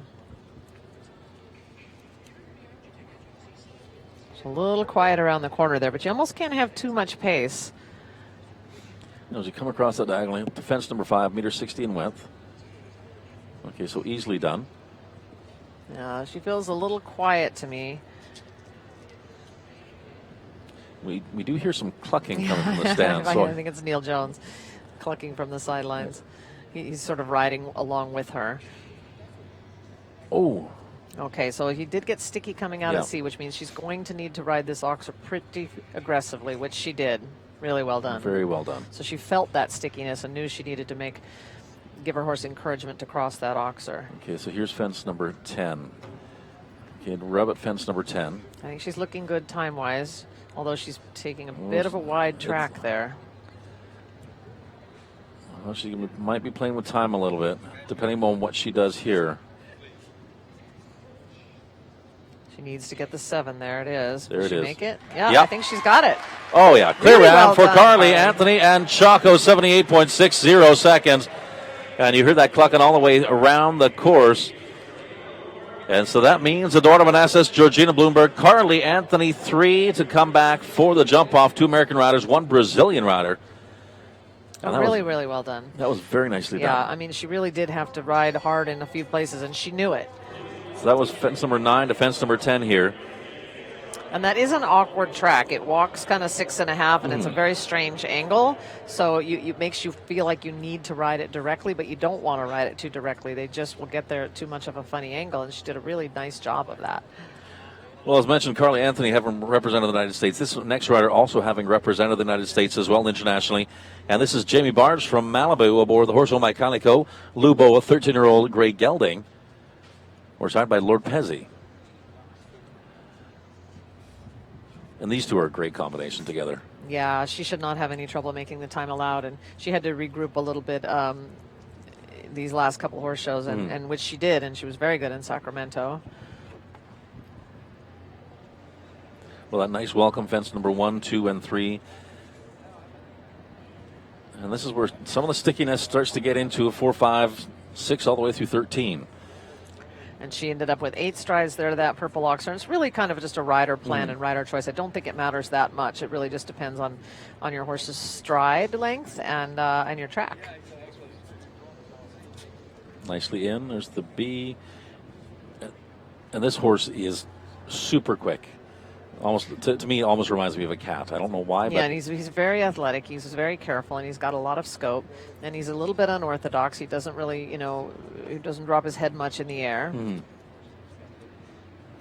He's jumping this very easily. There's fence number 10. Right now, time does not look like it's going to be too much of a problem. Okay, so Jamie Barge and Lubo. There's 12A. Yeah, I don't think he's going to 12B. make a mistake here, Devin. I think she's going to be just fine. Oh. Okay, I'll take the credit for that. Fence number 13. That is the unlucky one. 4 jumping fault, 78.31 seconds. Jamie Barge and Lubo. Oh, that is too bad. I was thinking, Jamie is hard of hearing, so she really does. She can read lips, but she does not hear. Most of us, when we have a jump down, we know it because we can hear it fall. And she doesn't have that ability to be able to hear it fall. So in some ways, it might not distract her as much as it does some others, but it looked to me like she didn't know that her horse had that jump down until she looked up at the scoreboard or turned and saw the jump down. So she still seems quite happy with that. And I'm sure she's going to be happy with that. Right now in 7th place. Not want to say guaranteed to that she'll be joining us on Saturday, but I can pretty much say with 1 rail down, I think we're going to see her on Saturday, and that's a great horse rider combination. Next rider, well, here is Lane Clark, rides for Australia aboard Hooverphonic Eau de Velde. And a Belgian warm-blood 11-year-old stallion. Now, I know next in the order of go was Eduardo Vanessas. He may keep his second mount because he knows with that clear round, he's pretty much guaranteed to be on Saturday. Right, that's a good point. Yeah, because if he doesn't necessarily, maybe he wants to do the second horse tomorrow night, and he wants to save his horse for Saturday night. It's hard to say. See, that to me is that's an interesting, not necessarily game of chess, but it's one of those things where, inside turn. Right, I didn't expect him to do that. I didn't expect anyone to do that. But then again, if you make that inside turn to the triple bar and you pull it off, you can kind of cruise a little bit in other places. Well, that didn't really help him one way or the other, did it? No, unfortunately, the 4 faults coming into that triple combination. And here's fence number 8. Nice ride of fence number 8 for Lane Clark for Australia. And Hoover van Godeveld. Oh, fence number 9 coming down.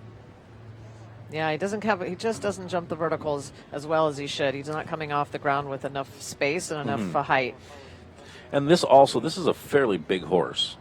It is. Lane's a tall guy also, and it fits him well. So I guess the left side of that combination, does that make this approach to the 13 even easier? Well, this horse has a big stride, so I prefer to stay in the middle if at all possible. But with a big strided horse, sure, it can give you a little bit more room. And overall, that was a nice ride. The horse just didn't really measure the verticals so well. Well, one time fault, the 12 jumping. The total is 13, the time 80.94 seconds. That's going to put them in a 220th spot. Here is just coming into that triple combination. Yeah, I really just didn't measure that very well. And he gets a little bit low with his sternum, and his belly guard gets a little low to the verticals.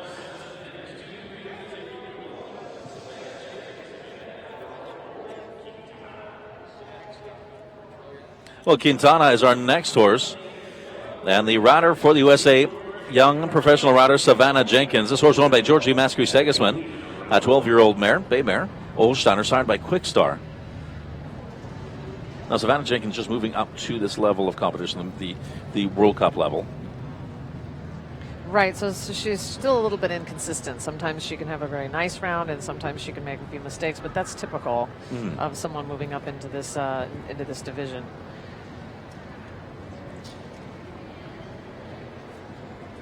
And Quintana, this is a fantastic 12-year-old mare. She's pulling a little bit one rein and then the other. I don't think the horse really knew that it was going to the next jump because she pulled the left rein and then the right rein, and the horse's focus just changed too many times. Well, so unfortunately 4 faults at fence number 3. Here she comes to fence number 5. Oh, does the inside as well.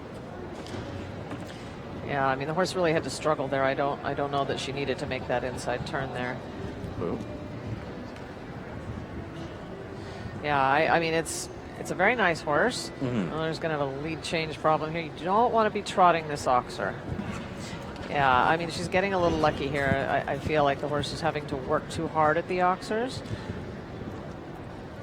But after this vertical, she's got a minute to regroup. So she can get herself back together. There we go. Looks like her rein's got a little bit long there. Yeah, but I think she's fixed that now. So she had a moment to fix it, and she took advantage of it. Yeah, because you can see she did that from 10 to 11. Yeah. She's got a little left to right over top of that Oxer. It's a little wiggly.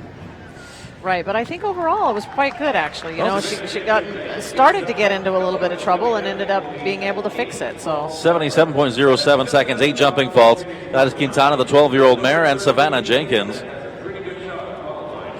And I think she has a really good shot at Saturday, as right now she is sitting in the 13th spot. She's the fastest of the 8 falters.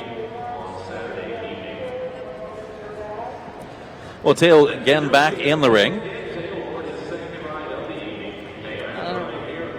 Relatively young horse, a 9-year-old mare. And this is a 9-year-old mare, Calora Holsteiner, signed by Contendro. Well, this is his second ride, second time in the ring.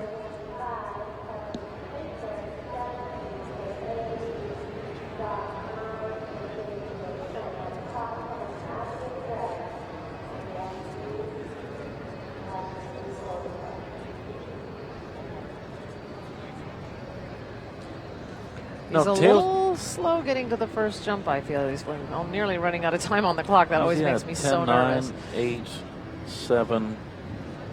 you have some of the riders that use up a lot of their 45 I know, seconds. and I rarely do that. It makes me too nervous.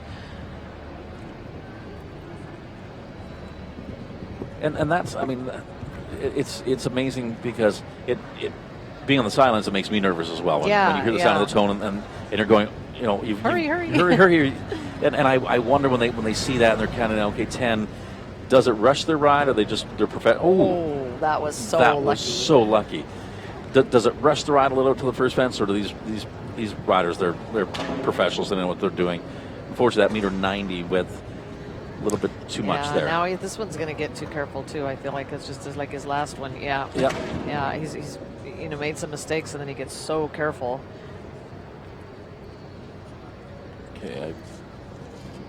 Okay, so I think he's going to withdraw here, which is a smart idea. He's better off bringing these horses back tomorrow night and jumping in the easy class.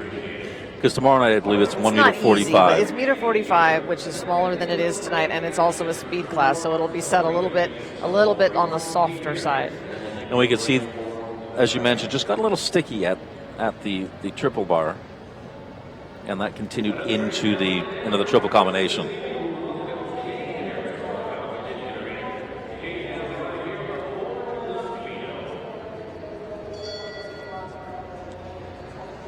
That's not a good feeling when they stall like that. Yeah, no, I can imagine. Definitely not a good feeling. I remember years ago I was talking to Eduardo Manassas. He had a really careful horse, and he said they're some of the hardest horses to ride because you can't miss. You can't. They can scare themselves so easily. Right. And if you've got a really careful horse, it's much to your benefit. But sometimes you've got to ride harder when they do have a jump down. They're going to try to jump extra high and maybe not across as well as they should. Okay, I have to say, this horse is probably one of my favorite horses. This is Lafino, a 10-year-old stallion. Katie Harris rides for the USA. She's the rider and owner. Kind of has his own little nose poked out, the way he likes to go. Yeah, he has a certain way of going that it just suits him. And she's leaving a step out there and doing 6 strides because he's so big and so scopy. And I don't think that was the worst plan for her, because this horse, it's hard not to have time faults on horses with really giant strides. It sounds funny, but sometimes you have to go slow to fit the strides in, but not if you're leaving them out in a lot of places. So we'll see if maybe she does 7 here to the combination. She's certainly on the pace for that. 5, 6, and she's fitting it in there. Very smart ride. And so this that is too bad. Back roll on that auction coming down for the 10-year-old stallion. This is a Zangashida. Just don't think he listened to her leg as well as she was hoping when she put her leg on to get there for C. He was just a little backward. This horse is just he's super scopy. He has his own way of going. Katie allows him to go that way, as opposed to sometimes people want to package their horses up. Yeah, no, he's very comfortable this way.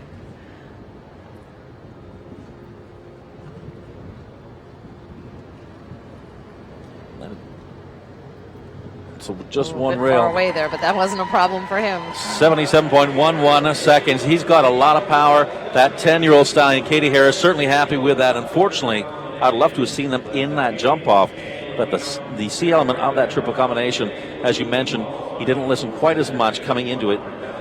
I think she actually maybe ended up adding one more stride than she meant to coming into the combination, and it just got him thinking a little bit backward. Yes. And he just didn't go forward enough when she wanted him to there. But I think she's quite happy with that, because for sure she'll go Saturday night. And he's almost better the bigger the jumps are. Yeah. He's a fantastic horse. Talking about a fantastic horse, here is Chela Lacia, the 14-year-old chestnut mare, the mare color you like. And Ashley Bond riding for Little Valley Farms. And Ashley Bond rides internationally for Israel.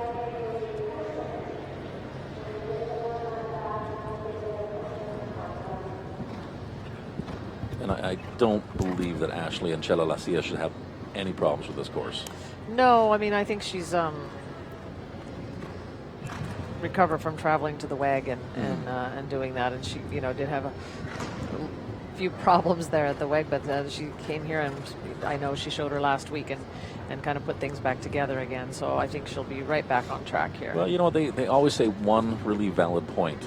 I mean, number one, and I've watched Olympic gold medals, world champions, this and that, and the other thing, fall off a horse. If you don't, if you don't want to fall off a horse, don't get on them. And that's why I don't get on them anymore, because So she did skip there in the combination, and that's where she had a little trouble at the wig. So I think she's just still trying to put it back together, and it looks like she's got a little bit of bridle issues, and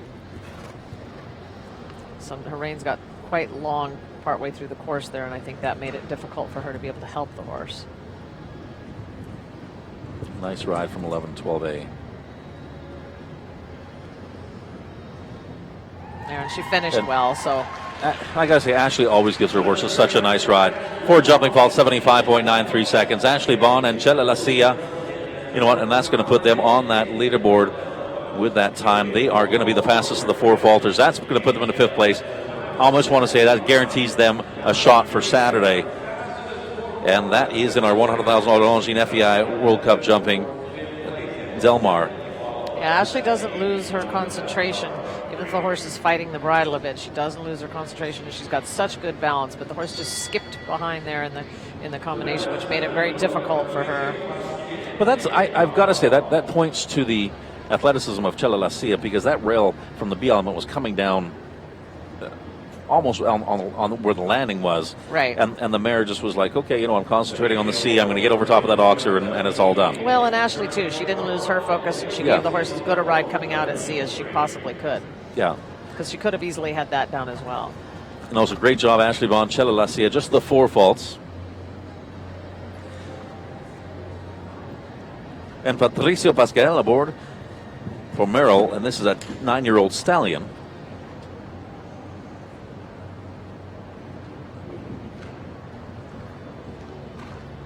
Seven's getting a little tight for, but this horse is a very bouncy step, so it's he can jump out of short distances very well. And Patricio rides internationally for Mexico.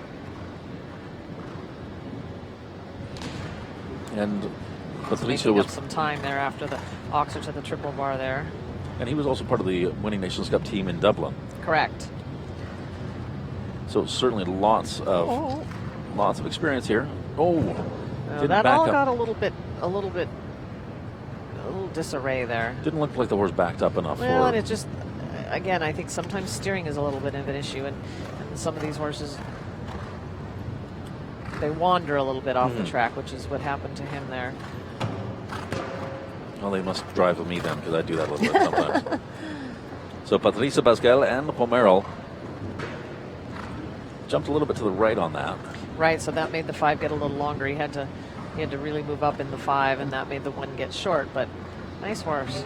Okay, now it'd be interesting. I'd like to see that 11, 12 AB to 13 again, if we can, because he jumped to the right at 11. He corrected that, jumped to the right at fence number 12B, and then which almost made the 7 come up really short to 13. Well, which it shouldn't really, the way it walks. I mean, you still have to count and measure and make sure that you're not getting there too quickly. Well, it looks like we're going to be looking at the triple combination. A little standoffish, a little long at the A. And I think he just came in a little hot.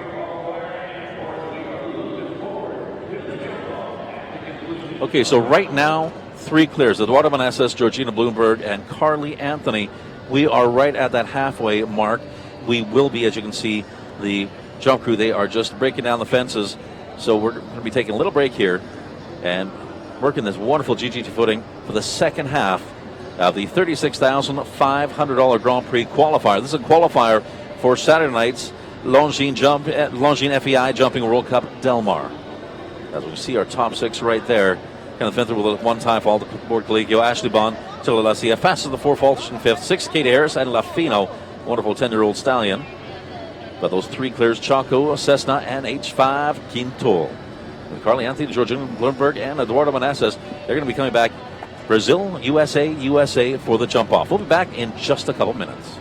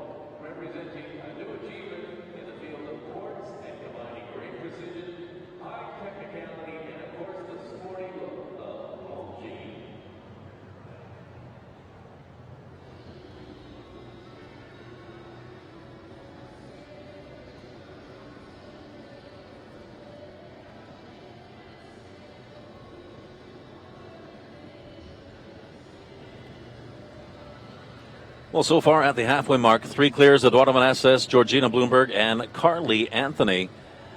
As we are at the halfway mark of the $36,500 Grand Prix qualifier, top 35 qualifying for Saturday's $100,000 Longines FEI Jumping World Cup Del Mar. As we have just worked this wonderful GGT footing and ready for the second half. Time allowed once again 80 seconds. And we have 3 clears, 1 with 1 time fault. Kenneth Vinther sitting in 4th place. And we have a plethora of 4 falters occupying positions 5 all the way through 14. As we continue on the second half, Susan Artez joining me here in the booth.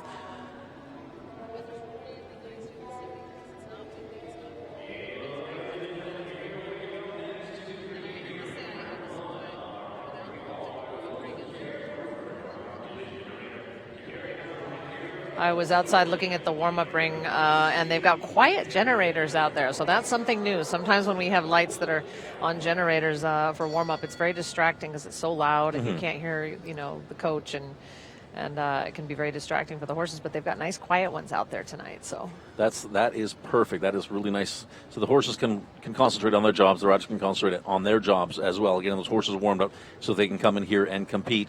And our next rider, Carrie Roofer, this rider from Sacramento. This horse owned by Morningstar Sport Horses, Georgie Dovry EC, Belgian warm-blood 12-year-old stallion.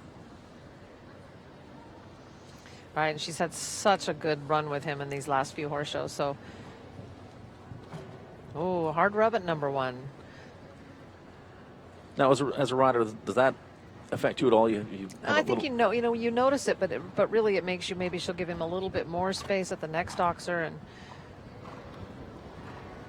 this will be the first of 2 rides for Carrie Roofer. She comes in the second half. Very efficient for time allowed as she rolled back to that.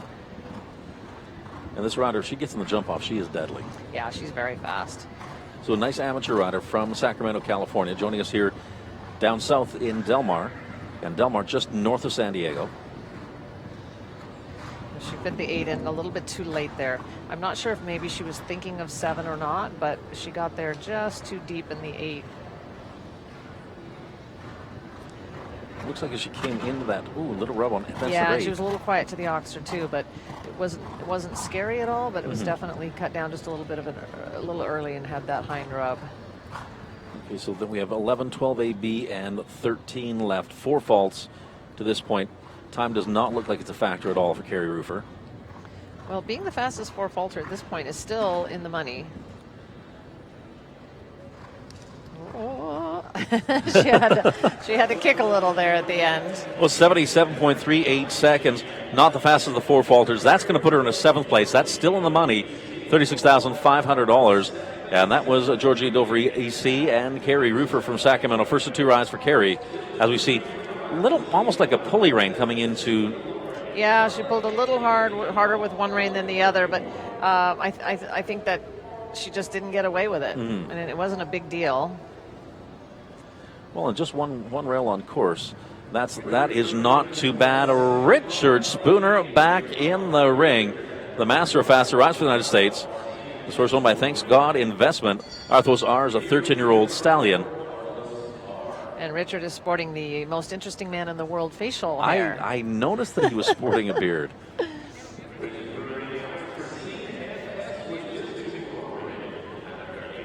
And a Royal Dutch Warmblood 13-year-old stallion, Arthos R, and Richard Spooner. I do have to say the beard looks good on him. I think so too. This horse is a really scopy canter. And again, he's got another one of those elastic breastplates on. And so Richard Spooner, his first mount, was Corrado Rc. This is the 4 faults, right now sitting in 11th spot. Nice and quiet in the 7, and Richard sits so still, huh? And this horse has a lot more experience than his first mount. Right, and Richard doesn't always look as fast as he is, but he's so efficient with his track. He's really tidy around every jump, so he generally does not have a problem with the time allowed. And there's that inside turn to the triple bar. Ooh, that was a little risky because he got there a little crooked. Beautiful ride. No, so quiet in the air. Richard has, you watch Richard ride. He rides with a little bit longer rein than a lot of people do. Right. I mean, it's just, I think sometimes some people develop a style that's comfortable for them. Mm-hmm. And I guess as long as the horse responds, that's... If you can get the job done. I get yelled at all the time for it, but I have to keep telling myself I need to shorten my reins. Okay, so clear so far. Here's fence number 11. Time is good. Really nice round, huh? There's the 5, the 1 stride, perfect. We have a little bit of a different angle here to see which is nice. But, you know, he did get there a little bit long, a little bit weak, and the horse maybe peeked down at that Liverpool just for a second. That is just too bad. Fence number 13. It has that Liverpool or the water tray underneath fence number 13. And that is just too bad. Yeah, that's a shame. But it just looked like he was there a little. I mean, this was just picture perfect. 12A, 12B. And Richard's looking for fence number 13. I mean, you want to have space there, so it's hard to say he had too much space. But the horse just cut down a little early for some reason. And that's a shame. Just too bad. So Richard Spooner, well, any consolation, fastest the 4 falters. That puts him to 5th place. So Richard Spooner right now in 5th and in 12th spot. Riding for Australia, Harley Brown. This horse owned by Catherine Brewer. My Lord Coronet, an 8-year-old mare, young mare here. Whoa, Harley, what are you doing? And an that looked a Oldenburg. bit wild. Yeah, this is one of the youngest horses in the class. And it rarely stays on one lead. Now, is that distracting? Not or for you just Harley. get used to it? No, I think you just get used to it. And I mean, Harley's had so much. He's such an experienced international rider. Yeah, this horse is not easy to ride, and so Harley does a great job with it. And you know, he's trying to give it as much mileage as he can, good mileage. As mentioned, it certainly has a lot of jumping ability. As we mentioned earlier, that Harley did a lot of the mileage on Emma Reichau's horse, Apex. Yeah, that's a difficult combination for a young horse because the 2 is so tight, and then you've really got to have some power to come out, and the horse just didn't react quickly enough to go forward to get to that C element. I'd say Harley, he regrouped really nicely, jumped fence number 8 perfectly. Time could be a little bit of a factor here. And it seems like he changes bridles quite often, but I think that this one looks pretty good. I mean, this looks better than it did in Sacramento. He's got more turning ability. There's the 5, the 2-1, and then here we are. Nicely over that. We're going to pick up a time fall. That's not a problem. 1 rail down. C element of that triple combination. 1 time fall for a total of 582.79 seconds. I think he's still got to be satisfied with that. That's a young 8-year-old, and that 8-year-old mare just coming into the triple combination here. Yeah, I think the horse actually listened to his hands almost too well, and he had to re-ride forward again at A, which made B get tight. And then when they curl around B like that, C just is a bit far away. Yeah.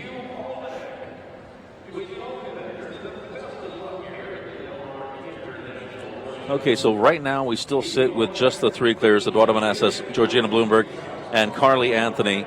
And Harley Brown with his 5 falls moves into 17th place. Aboard that young 8-year-old mare. And here's Hannah Lawley from Rancho Santa Fe just down the road here from Del Mar, California. And she rides and owns Amadilla Demi Loon, a 12-year-old gray mare. This horse started by Cardento.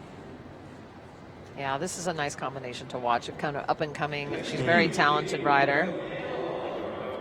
Very, very talented young rider.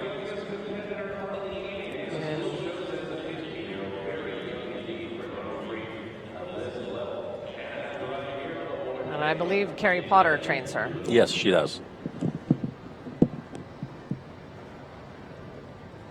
So Hannah Lawley makes that left-hand turn, comes down to fence number 1.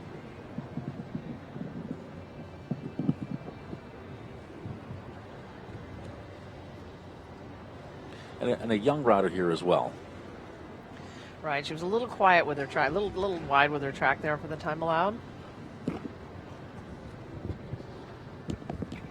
Now, as a trainer, when you're dealing with a young rider like this and a wonderful 12-year-old mare, you're probably not too concerned about time faults. It's just well, wanting no, to but you want to teach them to learn how to make the time allowed. And Yes. there's places where you can do it comfortably, and then places like to the triple bar here where you wouldn't advise her maybe to make the inside turn for the time, because that makes it a little bit too difficult. That'll make it 8 faults. That's 12. So just the A and the B of that triple combination coming down. Nice ride of fence number 8. Right, since we know that that's a difficult oxer to ride out of the corner. She did a really good job there. I got to say, talking to a lot of the riders during the break when we had the midway drag, fence 8 was one of the things they talked about a lot. Was that depending upon how the horse lands after the seed part of that triple combination, depends upon how 8's going to ride and well, often horses, especially horses that are still a little bit on the green side, they'll land off a combination with a lot of momentum, and so it makes it difficult sometimes because you've got to get the horse back if it has too much momentum, but you don't have much time to rebuild that momentum. Yes. But sometimes if you have a lot of momentum going into a hairpin turn like that, or a U-turn, I should say, it makes it hard because you can't just take advantage of the momentum you're landing with, or you can't make the turn. So it's quite complicated. So 12 jumping one time for a total of 13. The time 80.18 seconds for Hannah Lawley and Ima de la Demi Loon. So I got to say, nice young rider there. I think she's got a great career ahead of her. As Jenna Mcallister back in the ring, Colvados, and here is a 9-year-old Grey Gelding. Source home to Kathy Jones and Madison Myro, a Holsteiner. So another fairly new mount for Jenna Mcallister.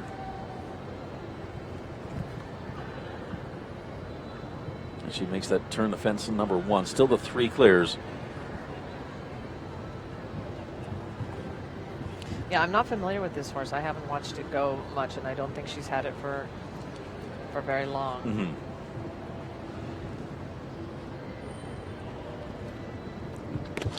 Nope. Kind of got distracted for a moment. Yes. And looked to the left of the jump, maybe trying to see what time it was. I'm not sure.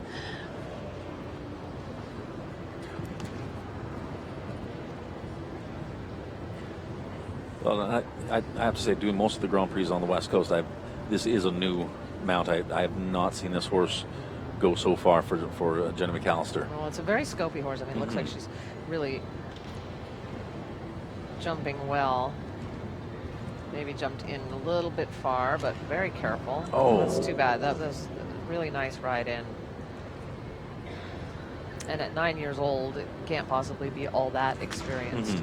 So I think this is a great mount for Jenny, and I'm thinking that she's going to have a really nice chance at jumping some big classes successfully with this horse.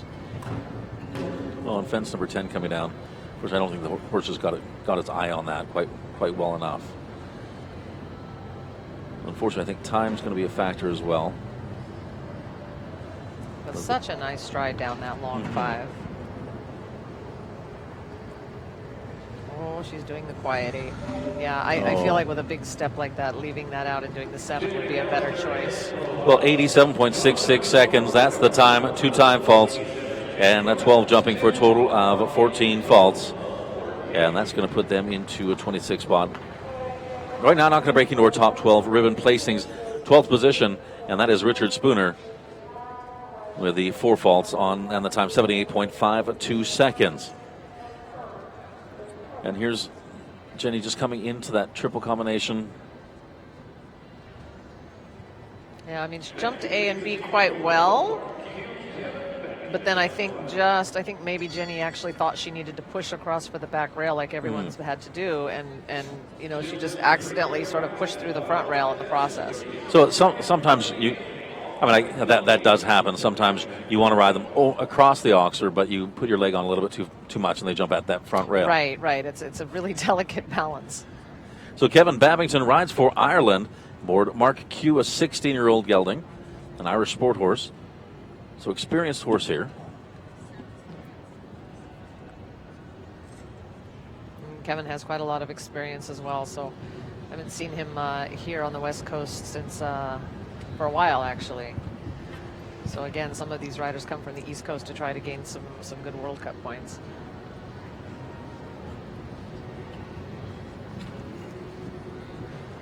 Here's he comes up to fence number 5.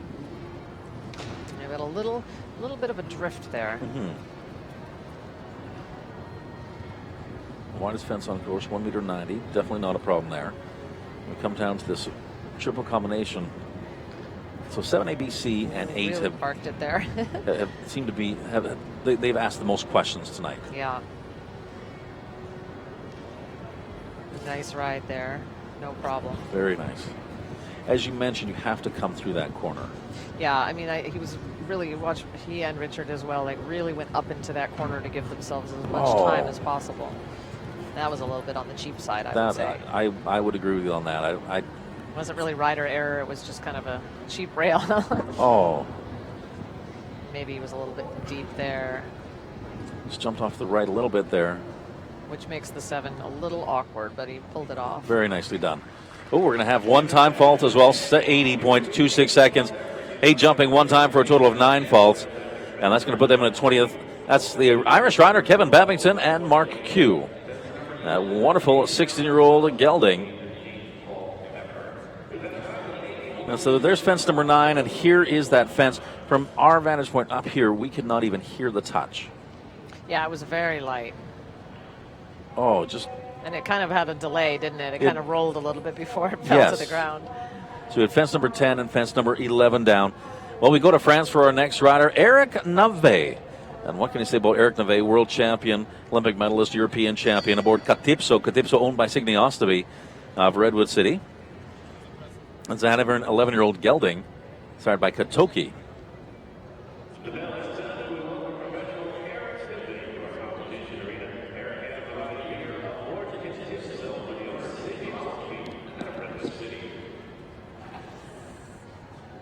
And Eric Navet is another one of those riders on his horses. He's deceptively fast. Right. You generally don't have to worry about him having any time faults.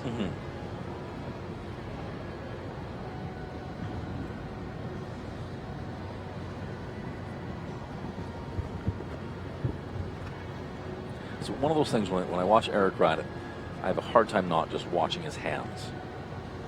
Right. He rarely gets himself into trouble by pulling one rein and then the other, and his reins never seem to get long. I mean, I'm sure he, shortens them, and it's really nice, this arena, to be able to watch from the camera angle, because you can really see little things like that. Sometimes in big open fields we can't see up close as well as we can from here. So he had to ride fence number 6 a little bit harder than I think he wanted to, the triple bar. Right.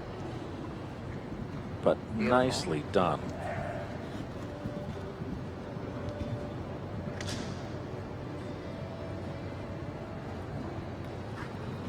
So he's going to make up a little bit of time here. He's a little close on time.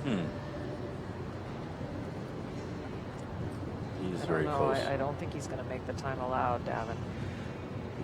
Just nicely through there. Okay, 80 seconds is our time allowed. Maybe. Oh, come on, go. Go. Oh, wow, yes. Oh, my goodness. Wow. 79.79 seconds gets in just under that time allowed of 80 seconds.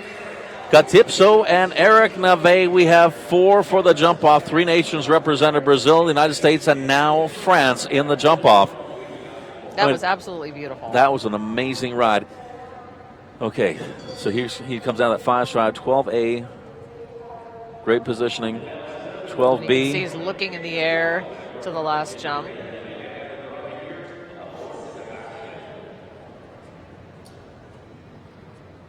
Really nicely done. And then he knew he had to gallop through the timers. That was amazing. That was such a nice ride. Eric Navet and Catipso, well deserved, as they are clear number 4. We turn to Mexico now, and Enrique Gonzalez aboard Sebastian, an 11-year-old stallion. This horse owned by Federico Fernandez. This is a Celle Francais, sired by Lucky Boy. I think this could be clear number 5. I don't want to jinx him at all or anything like that. Well, I know it's awfully early in the course for you to be so bold. Well, I know Enrique. I know this horse a little bit. They're a great combination together, and Enrique always gives his horses a really nice ride. I feel like his red stirrups are clashing with his orange collar on his coat. Just saying. Well, they probably don't have orange stirrups yet. Yeah, they probably do. Ooh. I jumped in a little hot there. Ooh. Let's see. Yeah. Oh. Yeah, so, it's just not that easy. When you come in with too much to that vertical, they have to stall at B to jump in careful. And when they stall at B and curl around it, they just are not able to reach C so well. So really, the pace they need in that triple combination you want to have before you get there. Well, the pace and the arc, right? I mean, you want to land a little bit short so you can almost have plenty of room at B. If they park at B, then it makes it difficult to have the power and the pace to get to C properly. Oh, 12A is down. 8 jumping faults for Enrique Gonzalez. And the time 79.28 seconds, 8 jumping faults. Just those 2 fences down. That is just too bad. We have the C part of that triple and the A part of that double. The 2 combinations, unfortunately, the problems for Enrique Gonzalez and the 11-year-old stallion as he comes in at 12A here on the replay. Looks like he just got there just fast. Yeah, when they're coming right towards us, sometimes it's hard to tell, but it did look like he maybe ate that 5 up more than he meant to. Well, Eve Jobs in the ring. She rides the gnomes. Venue, the Fees, de Hazele. Well, this is a 13-year-old chestnut mare, and this rider rides for the USA. Haven't seen Eve Jobs here on the West Coast for a while.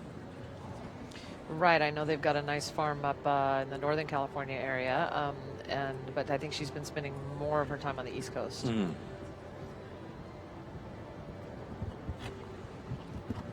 Okay, so fence number 1, 2, and 3. That's nicely done for Eve Jobs and her 13-year-old chestnut mare. There's 4. We come down to our meter 60 oxer at fence number 5. It's meter 60 in width, meter 50 in height. Horse kind of dropped its back legs down just for a second in the middle of that oxer. It wasn't a big deal, but just a little bit. I don't think that's going to happen again, though. Let's see how she jumps into the combination. Nice and quiet, so she can almost just be really fluid there. That was super easy. Very nicely done. Really nice. Didn't go quite as deep into that corner as we saw like Kevin Babington or Richard Spooner, but it still worked out.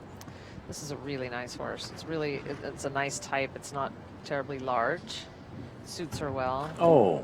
That was a shame.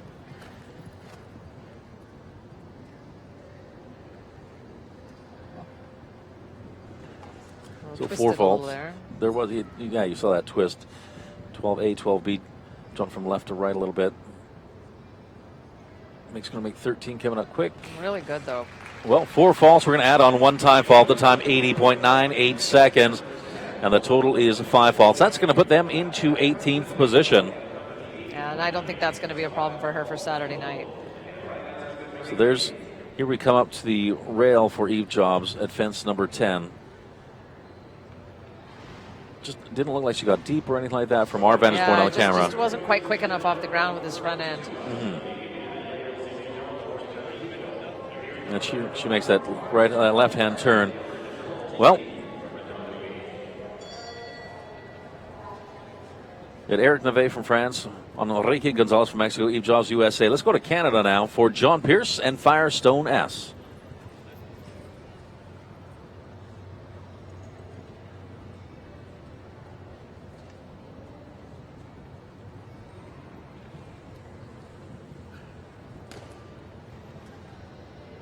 Firestone S, owned by Nicole Teague. This is a 13-year-old gelding, Belgian warm blood. And John Pierce, a very, very seasoned Canadian rider. Right, and I think John's had this horse for maybe a year now, a year and a half. Right, I think about a year. And I think it's taken him a little while to really make the horse his own, and as far as his style of riding and his communication with this horse. It's taken a little bit of time. There's the inside turn to the triple bar. And then he saw to move up in the 8. But again, when you park at C, now he really has to stretch there, but he did it.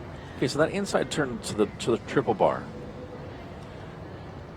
is that where he possibly might want to take some more time later on in the course, that he wants to make up some time? I guess why that inside turn to that triple bar? Well, I think to try to make sure that he can put some time in the bank in the early part of the course so that he doesn't have to worry so much about it at the end. He's still a bit close here on time, though. Okay, so there's 5 stride, 12A, 12B. Is he going to make the time? Oh! He did it. Oh! I got to say, he got lucky on 2 points there. That time, 79.41 seconds. He rocked and rolled that last fence. Fence number 13, back rail, stays up. I think that was an absolutely brilliant ride, and I know that it's taken him some time to adjust, to make this horse go his way. Especially, you get a horse and it's a little bit older in its years. Teaching an old dog new tricks takes time. Yes. And it has taken time, but it's starting to pay off. So we're watching him jump fence number 9 to 10. I know he's happy with that. He's got to be super happy with that. So John Pierce and Firestone S, well, they make it 5 for the jump off. So I guess his ride, as he came and did that inside turn to the triple bar, that paid off because he was so close to that time allowed. Yeah, he needed to do that because he knew he wanted to take time in other places. So, for someone like John, an inside turn to the triple bar really isn't very risky. He knows he can pull it off well, and then that's where he made up his time allowed. And we see this, that it bounces, goes right back in the cups. Amazing. And he looked back, he was like, whoa.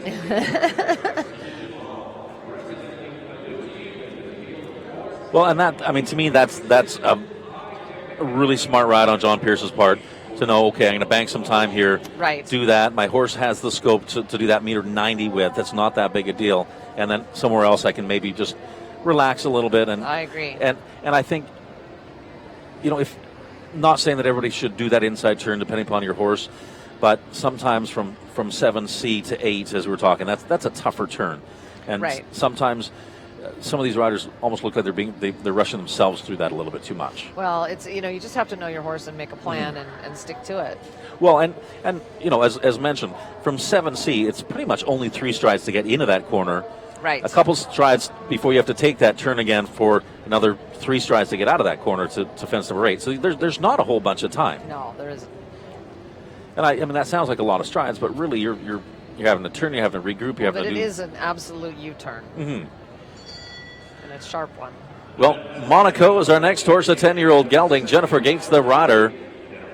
And this horse, once again a 10-year-old gelding, owned by Evergate Stables. This is a Holsteiner, and this is a horse rider combination for the USA.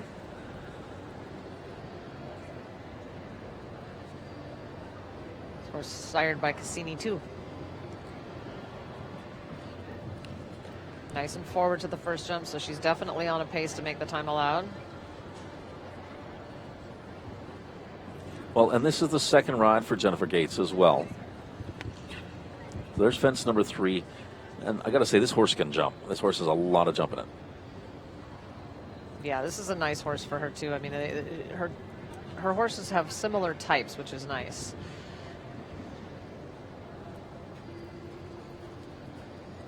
And even though she opted to go around there to the triple bar, she's nice and forward.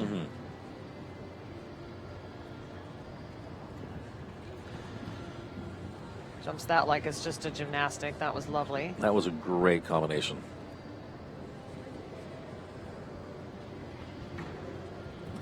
Okay, so 7A, B, C, and 8 are behind her. 9. 10, surprisingly, has come down a couple times tonight, which actually surprised me. I thought that was just would not have been a problem, fence number 10. Yeah, it's a little bit of a surprise. But like I said, the angle is funny. In order to get the 6 there, the angle is a little funny. Wow, he just ate that 5 up. There's that 5. This has got to be a clear round here, I'm thinking. Oh, there's really that clear nice, round. Huh? What a time as well, 78.11 seconds. Almost looks like she stayed on the same pace from start to finish. Like it was a nice galloping pace that she had on course. That was just beautiful. Well, so Monaco and Jennifer Gates, they are clear number 6. So Eduardo Manassas, Georgina Bloomberg, Carly Anthony, Eric Neve, John Pierce, now Jennifer Gates. Here's that 5 stride. And no chasing, no pushing. That horse just ate up the 5. Yeah, I mean, she knew she needed to move up, but she only needed to move up a little bit. Yeah. Really nice ride. Really nice ride to fence number 13 as well. Looks like she's going to end up not getting there, and the horse gets there anyway. It's just got such a great step. Well, Akuna Matata, that's our next horse, a 10-year-old mare. This horse owned by Silver Raven Farm. And the rider, Nicole Shahinian-Simpson, rider for the USA. This horse is always entertaining to watch because she is a wild thing. She is super. She's a super mare. Yeah, she's really, really fast, and she's fussy and difficult mouth, and Nikki just rides around it. Doesn't even bother her.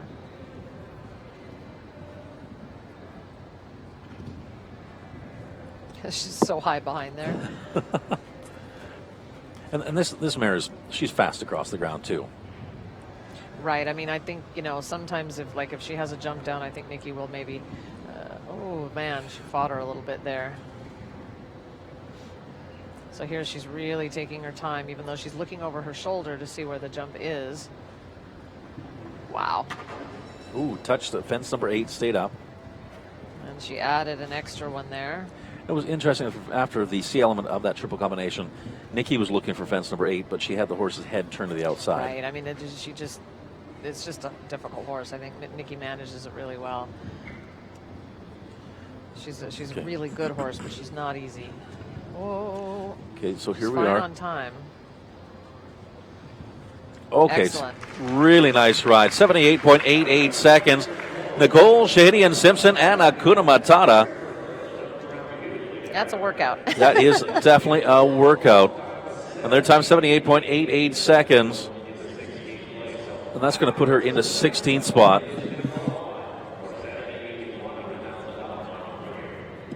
And you saw just coming into that triple combination, the mare almost pulled her past the distance that Nikki wanted to get to. Yeah, and Nikki just, they sort of fight one another, but in a very nice way. Yeah, I like nice fighting. That's always a good thing. Play nice. And Carlos Hank Guerrero, this young rider from Mexico, aboard H5 Sunshine. This rider, in fact, rides out of Rancho Santa Fe, California, aboard the 12-year-old Chestnut Gelding. And this is a Belgian warm blood. It's horse signed by Dimon de Semely.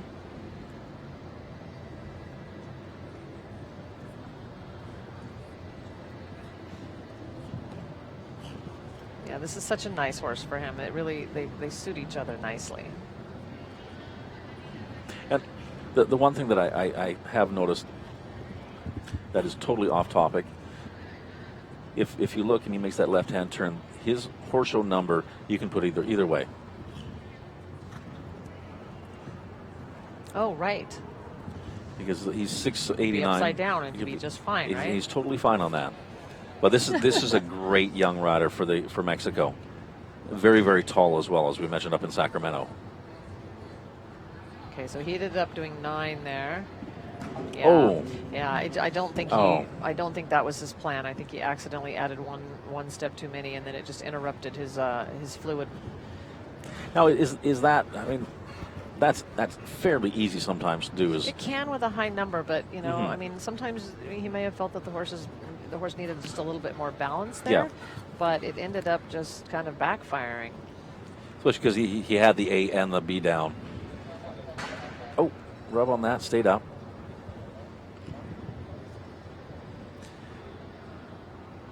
And Carlos Hank. Oh. That's too bad. He shifted a little bit right off the ground there. Well, 12 jumping faults, 78.50 seconds. And that young rider, trained by Eduardo Meneses and Enrique Gonzalez. That is just too bad. He's going to put him to 30th position. And we see he comes off the triple bar. And you're right, Yeah, he ended up being too long there, even though so we had the B down and the C. Yeah, the horse just did not jump up and around at all. Because as you mentioned, like with a 2-stride, he actually he had to put his leg on a little bit through that 2-stride. Even though he was adding a step, he got a little bit backward and then ended up having to chase the horse just a little bit.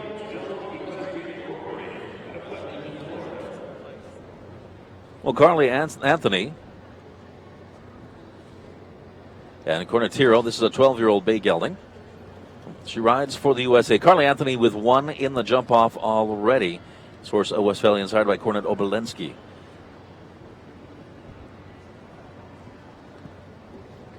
Now, this horse is a different way of going. He's always quite high-headed, which can be a little bit distracting as a rider. So we do have those 6 clears at this point. Eduardo Vanessas, Georgina Bloomberg, Carly Anthony, this rider on course. She has 1 clear. She was the 3rd one to go clear. Eric Neve, John Pierce, and Jennifer Gates. So goodness knows Carly Anthony wants to have this one clear as well. Right, and this one, again, not as difficult as Nikki's probably. It doesn't look as mouthy as Nikki's horse is, but it's not necessarily an easy horse because of the way he carries himself, and sometimes he cross canters a bit. This has so far been nice and smooth. Ooh, touch on the A. Oh, touch on the B. There, huh? So got lucky and lucky through the A and the B. That was really well done. She went out and then came forward. Oh, very nicely ridden. Well, a young professional rider, she's got a lot of experience, a lot of talent. Right, she's got a lot of horses to get in the ring on, and so I'm sure she sleeps well at night, but she's getting a lot of great ring mileage on nice horses. So there's fence number 11, 12A and 12B. Ooh, another rub. She's close on time, but I think she'll make it. 2 clear for her. Oh, she's got 2 in the jump off. Wow, clear round. That's Cornatiro and Carly Anthony. She has 2 in the jump off. And that means we will have 7 right now for the jump off round. So we have fence number 11, 12A and 12B. She had a couple rubs. Round. She did, but it was really a smooth, nice round to watch. And in a hackamore, no less. Great ride to fence number 13.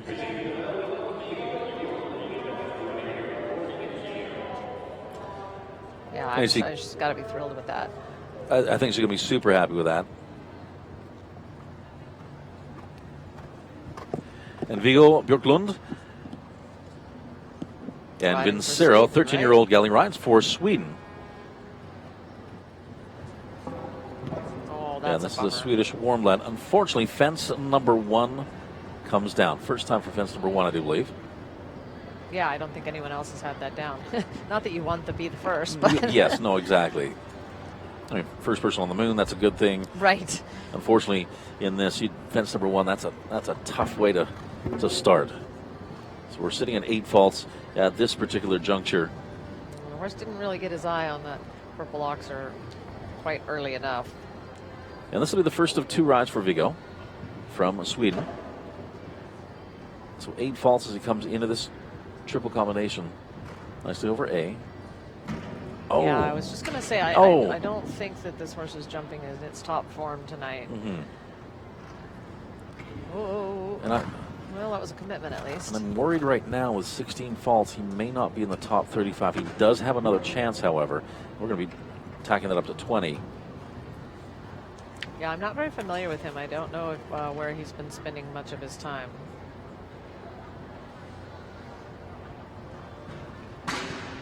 Oh, 24, 28. Well, it's more like bowling for dollars here tonight with this one, isn't it? It's unfortunate. I know that's not exactly how he wanted to come out of the gate here for Viggo Björklund and Vincero. And that's going to put him into a 45th position.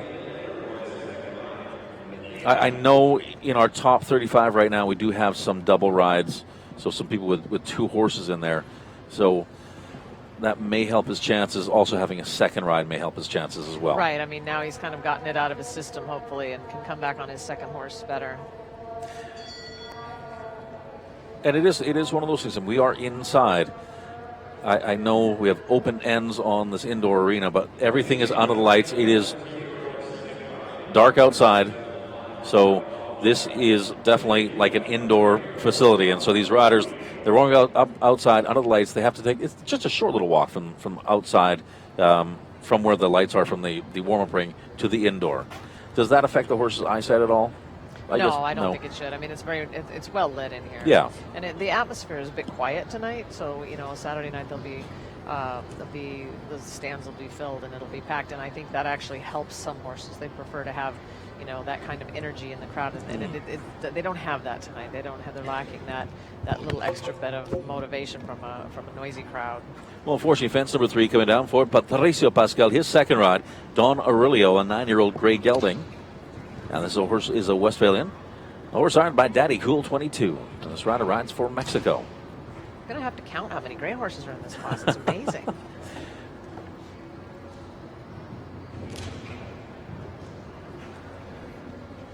Also, just that one rail down so far. Oh. Yeah, I really don't consider a vertical oxer combination as being one of the more difficult combinations, but this one tonight has really caused problems for a lot of people. It really has. And it's because they can ride on the 7 or on the 8. Is it giving people too many choices? No, because it really walks in. Most people are doing 8 unless you've got an exceptionally large stride. So it's just, they're just not jumping it well. Oh, shoot. We're going to go to 16 faults here for Patricio Pascal and Don Aurelio.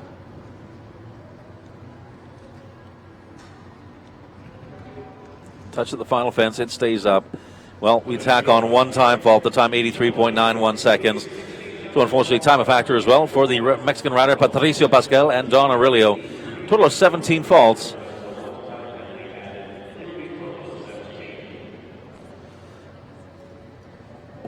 As we come into fence number 11 here for Patricio Pascal, just that front rail coming down off that turn.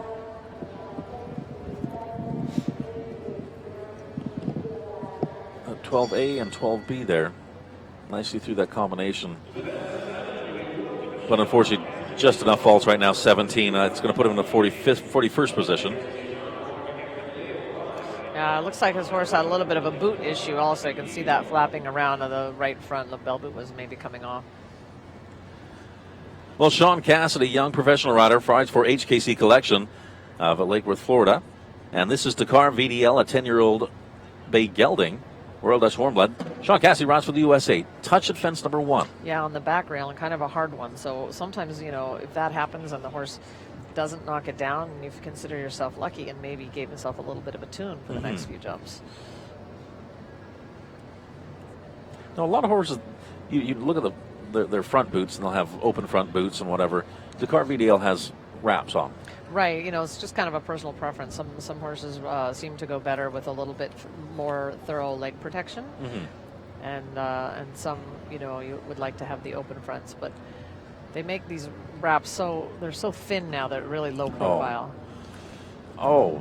Yeah, that's what I mean. There's just no reason these horses should be jumping so poorly through the combination. I don't think that's anything that Marina really had intended when she designed this course.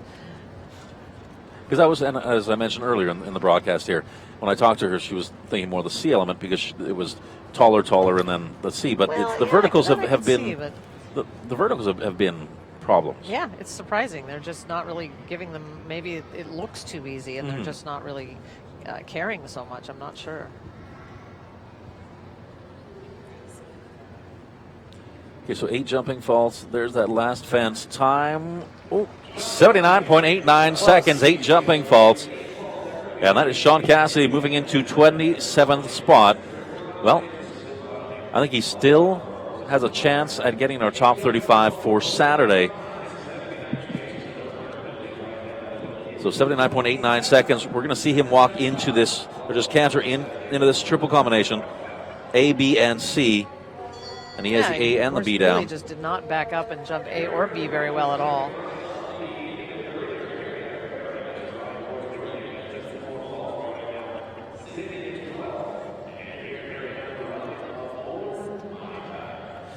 Well, Carrie Roofer back in the ring, amateur rider from Sacramento, California. This horse owned by Morningstar Sport Horses. She rides for the USA, and this is the 9-year-old gelding, Mai Tai. And out of her horses, I think this one has probably the most personality. I mean, Carrie's horses always have great personalities, but this one is not the biggest horse, but has probably a bigger personality and a huge heart. Well, and he loves her, so I'd be surprised if she doesn't go clear tonight. I mean, she's had so many good rounds and been clear so many times that I'm sure that it won't last forever, this streak she's having, but she's had quite a 2018 season. Oh, okay, maybe that's my fault. well, sometimes, you know what, she's sitting in 12th place aboard her first mount. As long as she qualifies for Saturday, that's really what we're looking at as well. Because Saturday, the prize money goes up to $100,000. Plus, also, this rider currently sitting on top of the Western Sub-League and the Longines standings right now. Because after Sacramento, after her good placing in Sacramento, she was now leading. She catapulted right to the top. So, okay, you go, hey, maybe not the best dress rehearsal, but let's put it on Saturday. Well, and for sure, Saturday's more important for her. So, I mean, as long as she already, I'm sure she'll get in. So then she just chooses which horse she would like to ride. There's the 5. She had to definitely move up there, which made that get quite tight coming out, but it didn't matter. Oh, what a time. 76.79 seconds and 4 faults. That's going to put her into 11th spot. And, well, she knocks herself out of the top 12. You can see Mai Tai just, he's playful. He has fun. He really has fun. He's one of the, 9-year-old. That was unfortunately just that rail at fence number 3. That was the only rail for Mai Tai and Carrie Ruford. 76.79 seconds. Well, she knocks herself in her first mount out of the top 12. But I think this horse has just lots of jump, lots of personality. I love him to death. Yeah, he's got a great future. And he just jumps up. He's got so much power off the ground. Well, that'll bring us to Samson 2 and Zazu Hoffman. This horse owned by Woodacre Stables, Santa Monica, California. This rider rides for the United States. This is a Swedish warm blood. And Zazu Hoffman represented the United States this year in international competition, part of the Nations Cup team. This is a 14-year-old gelding, and this is a great young professional rider, Zazu Hoffman. She's being very tidy there with her track for the time allowed. We'll see if she ends up making the inside turn to the triple bar. Nope, she's going to go around.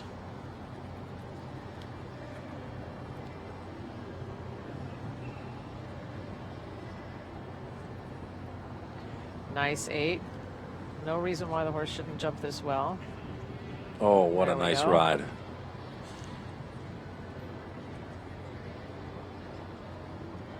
Excellent ride there. What a nice ride at 8 as well. And so far, so good. She's answering all the questions that Marina Azevedo has put forth. Oh, that was lucky. You know, it's easy for the horse to shift from right to left there at that vertical, which I think is what happened. And then it got a little wide here. I think she ended up, kind of bulged out of her track a little bit there, but I think she's definitely okay on time. Okay, so clear so far. And you talked about shifting from right to left, and hopefully we can go back and see 7. that. Oh! I think she just overrode that 7 a little bit. Oh, what a nice ride. 78.69 seconds, 4 jumping faults. That's going to put her into 18th place. And hopefully we can get to see fence number 10 again. As you mentioned, that right to left shift a little bit. You've seen a lot of horses actually do that. Right, and I think he might have done that even a little bit here at number 13. You know, she got there almost with just too much momentum in that 7. So here's fence number 9. What a lot of, I think, the people at home don't realize, fence number 10, we're seeing this camera angle. The corner's not too much further. Yeah, and that created, jumping into the rail like that kind of created that front rub. Yeah. So, and that's 13, like 13 as well. They're jumping towards a wall as well. It's that corner that 7C comes out. Right. Of. So you're seeing horses shift a little bit, possibly where if this was a larger field, you wouldn't see that done. Correct. Well, Olympic gold medalist Will Simpson aboard Choco P. This horse owned by Will Simpson Stables. And this is a 9-year-old gelding. Mecklenburg started by Choco Blue. Obviously, it's rider rising for the United States. Yeah, and I think this is a hard course for this particular horse because he's getting better, but he does tend to be difficult to ride. And I think the technicality could catch up here. Here, Will's making the inside turn, which I think in this horse's case is almost easier. He had a hard rub there, though. because the horse can get very strong. So I think if he can keep his track tidy, it will help. Very lucky at the C element. And I would agree with you with this horse and then a super horse here, Choco P.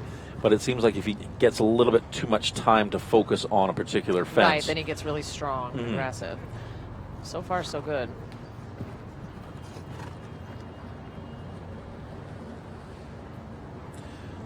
Okay, so time is good so far. There's the 5. There's the 12A, 12B. Whoa! It just didn't back up well enough.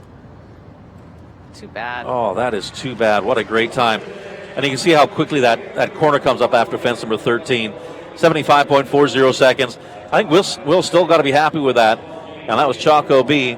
And that puts them into 9th place. You know what? They're the fastest of the 4 falters. Here's fence number 11. This horse likes to attack the fences. Yeah, he does, and I think Will did a nice job of trying. He maybe didn't sit up as well as he wanted to, but it just all happened so fast. Yes. And a horse that attacks the fences, those like a one stride has got to be so much harder because you almost want to sit up earlier than... yeah, and you don't want to interrupt the jump either. So. Exactly. Well, Kevin Babington back in the ring, 007, the 11-year-old Gray Stallion. This rider, his second ride, rides for Ireland.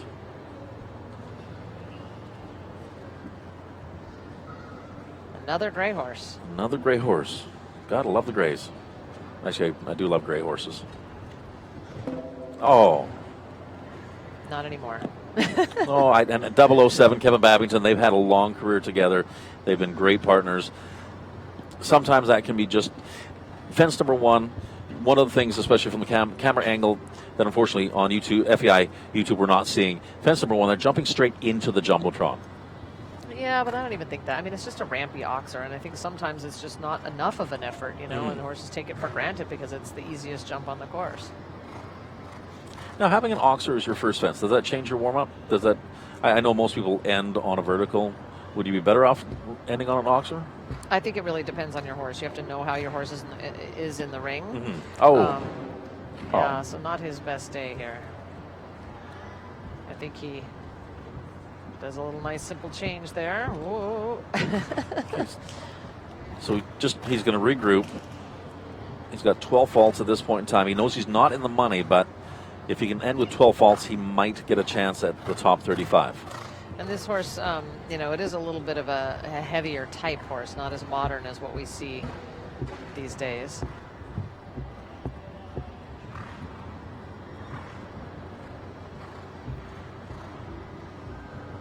Okay, so that's fine. 12 jumping. We're going to tack on 1 time fault for a total of 13. 007, Kevin Babington, 82.24 seconds. That's going to put them in a 42nd spot. But remember, we're looking at a top 35 riders qualifying, as far as I know, for Saturday. And so we do have a couple doubles here in our top placings. So here's Kevin Babington coming down to that triple combination. And there's the B, barely touched it. They weren't hard rubs, but they count. It's interesting because you have some horses that can consistently have some hard rubs and the fences don't come down. And then you have other ones that barely touch the fence, or it seems like they barely touch the fence and the fence comes down. Some horses just have a way of doing it where they hit it on the way down and push it kind of back down into the cups. So Francie Nilfarouche rides for the U.S. aboard Clarinius, an 11-year-old Gray Gelding. This is a Holsteiner. Now this horse, I'm going to say it's a fairly new ride for Francie in the competition arena. I don't know how much she's ridden this horse at home because her husband, Ollie Nilfarouche, has ridden this horse a lot in the competition ring at the Grand Prix levels. That was kind of a not very nice rail down to have. I don't think she deserved that, really. No. It's just one of those things. But yeah, I mean, Ollie was riding this horse before his wife was, and then she took over the reins, and it seemed like it was such a good match. He wanted to just stick with that. And I think it's a great match. Francie does such a good job. Now, again, another rider with oh, that's too bad. He just didn't measure as well as he should have there. All right, I don't think she's going to retire. I think she's just going to maybe regroup here.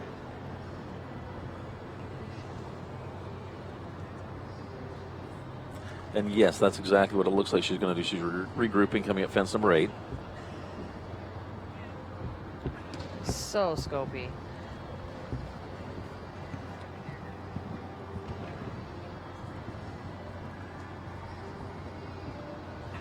Yeah, no, I think she's going to finish nicely now, and there's no pressure.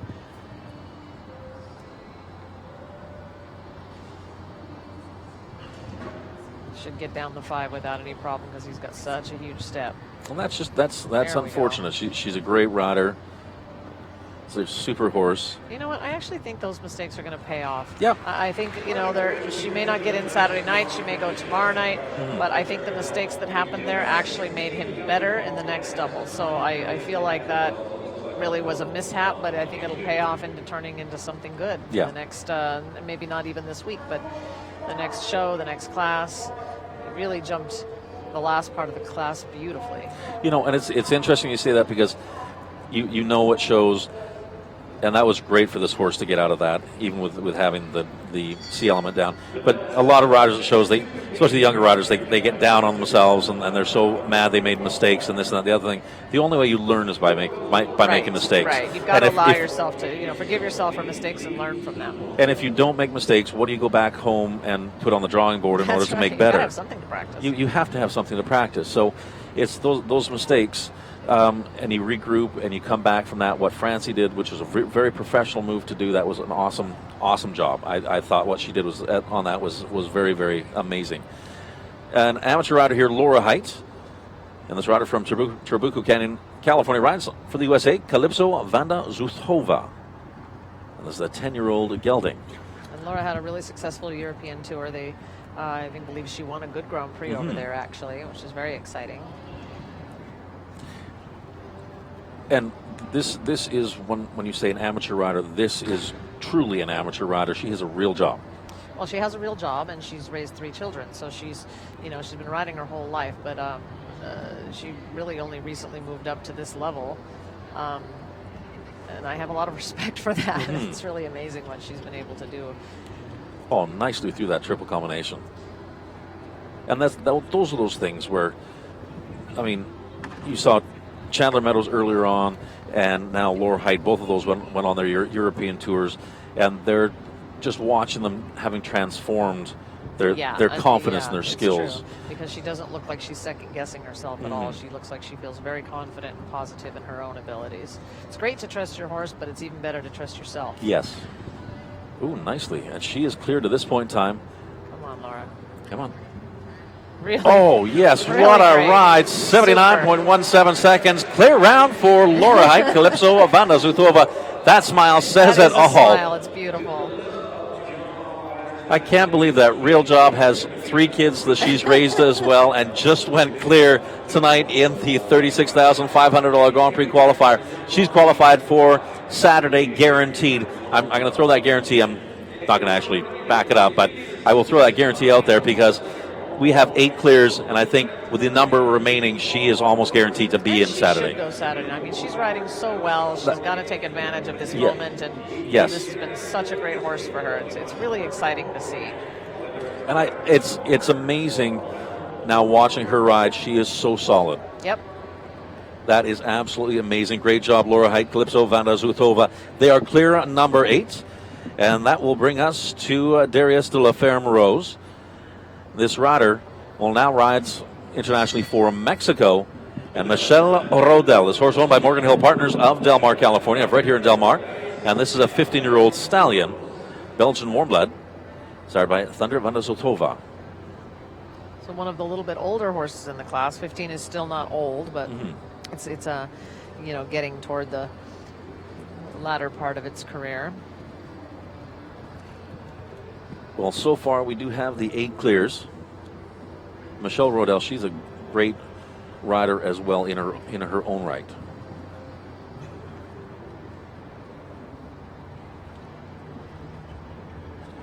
So right now, 12th position, and that's the 3rd fastest of the 4 falters. Oh, unfortunately, fence number 2 comes down. And that is Ashley Bond. Fence number 3 coming down, so we're at 8 faults in the first 3 jumping efforts. Yeah, that's kind of an annoyance, isn't it? It is. Like, I should just go back to bed. Oh, shoot. Well, or fence number 5. Yeah, I think she's maybe going to withdraw here. I and think so come back as well, tomorrow just night. the way she's riding. There's the tip of the hat. So Michelle Rodel and Darius Lefebvre, they will retire. I mean, at that point in time, she was already up to that many falls. She had fence number 2, 3, and 4 down.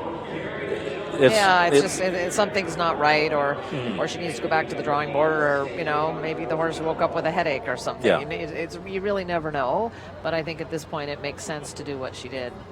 The horse just did not come off the ground very well in front there. Kind of hung a leg, dropped her shoulder. And so jump fence number 5, and then Michelle Rodel just said, okay, you know what? We're going to go back to the barn. Because Michelle doesn't usually make mistakes. I mean, she's pretty accurate. So I feel like, for whatever reason, this horse just did not want to play the game today at his best. Well, 9-year-old stallion here at Limbridge. Here she's back in the ring, Eve Jobs, the rider and owner for the USA, a Holsteiner, started by Limbus, so a 9-year-old stallion, young stallion here.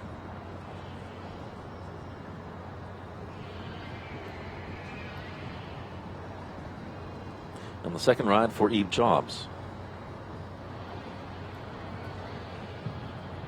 Nice first jump.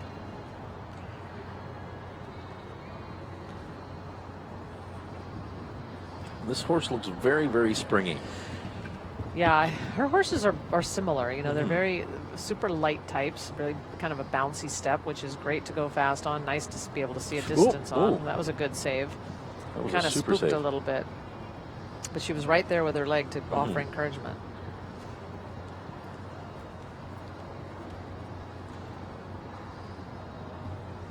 Those things when the horse has that hesitation or a spook, if you think about it, your leg has to go on almost automatically. You can't think about it, because if you think about it, you're almost 1 second too late. You need your leg there to begin with, almost, just in case. This is really a nice round, though. Very nice round. So the second ride for Eve Jobs.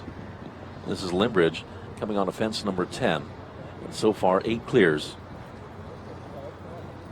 She makes that turn to fence number 11. Let's have a look at the time. I know. She feels a little bit slow to me, but I'm not 100% sure I'm right. Nicely over 11. Oh, she's getting... No, I think don't know, she Devin. could I be think she's close. Really well done.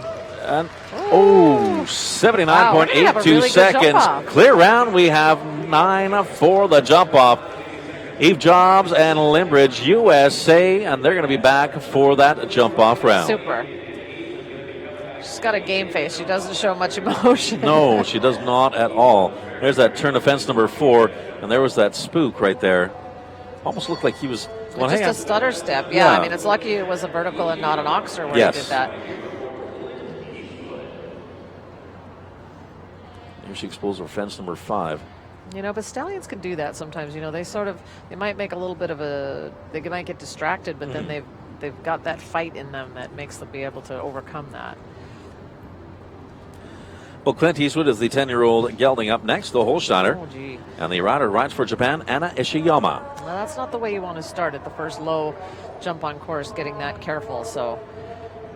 And I do have to say, Clint Eastwood can get very, very careful. Oh, fence number 3 coming down. Yeah, his style, it just gets a little bit awkward, and so I believe she was pretty good in Sacramento, but also that can take its toll to go from that difficult small ring, and then you come back indoors, and it might take its toll a little bit. But he looks like he's getting more comfortable now, so good ride there. And especially Anna Ishiyama, she's from Camarillo. She's also an amateur rider. Oh. And she's very little and he's very big, so I think the balance, she cut that turn awfully tight. Well, and as you mentioned, because you can see how her leg doesn't go down his side that far. Right, and just the length of his neck in relation to the length of her body, I think sometimes makes it difficult, and that's why she ends up with long reins, because she wants to follow his mouth in the air. Yeah. And her arms aren't quite long enough for his neck to be able to do that easily. So, all right, she finished well. I think that's a decent score. 82.12 seconds, 8 jumping, 1 time for a total of 9. That's going to put her right now into 34th spot. So a chance to qualify for Saturday. And Saturday, that is the $100,000 Longines FEI Jumping World Cup Del Mar. Here she comes into that triple combination. And you're right, she has to keep her reins a little bit longer in order to not cut him down in the air. Yeah, right. I mean, she wants to follow to encourage him to use his neck. But she's a strong girl, and she's got very good balance. Well, John Pierce, he's got a chance to have 2 in the jump off. We know Carly Anthony has 2 in the jump off. John Pierce aboard Chantico. And this horse owned by Karen Ball of Trabuco Canyon, this Canadian rider. And this is the 13-year-old Stallion. This is a Holsteiner. John's been bringing this horse along for a couple years now. This horse always, his ears are always... I know, he's got the cutest ears. He's got the cutest little ears.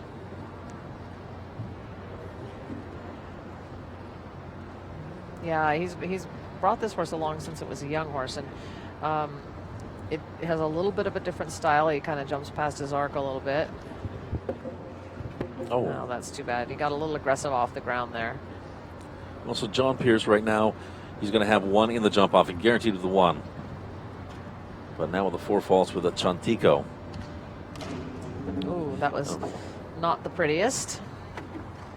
Yeah, I was going to say, I think that if I were John and I was having a bit of a hard time, I may opt to save myself for the jump off on his other horse. There, he jumped that beautifully.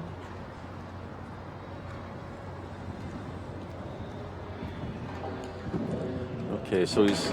Oh. Yeah, I don't think it's his day. If I were him, I would concentrate on the jump off on his other horse. I think that's what he's going to do. Yeah. There's the salute there.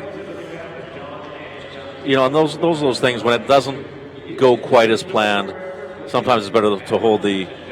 Well, there's times when it's just not going to get better. You know, if the horse is not trusting you, he's not trusting himself, he's not jumping as well as you know he can, then you may as well save him for another day and not try to teach him how to fix this all at once. Well, and especially as you mentioned, because John Pierce has 1 on the jump off, so that really right now is going to be his concentration, is looking at the jump off course. I think they're going to be taking some of the fences out, but we are certainly not done this first round with right around 2 remaining, I do believe, in round number 1. Here's Carrie Potter, Ariel Lesaren. This horse, in fact, owned by Hannah Lawley of Rancho Santa Fe. We saw Hannah Lawley earlier. She's a young rider. This is a 9-year-old mare, Westphalian by breeding. Right, and I don't really know this horse. It might be a new mount for Carrie, or it might be that I just haven't been paying enough attention. I'm not sure which, but it does look like a young horse, a very pretty horse. It's a new mount for Carrie Potter this year, and Carrie's, I think, trying to get some more miles on this horse for Hannah Lawley to take over the ride on this beautiful 9-year-old mare. They've been successful in some of the Grand Prix down in Southern California. Yeah, well, it's a nice type for sure. Jumped that very easily. And that's kind of the way you want to ride in there. It was a great really ride. Well done. Oh, man, that was late and cheap. Barely touched it. Really strong ride there. She ended up getting 9 there, but again, I don't think the number there is so important as much as how you gauge the horse's balance and the track.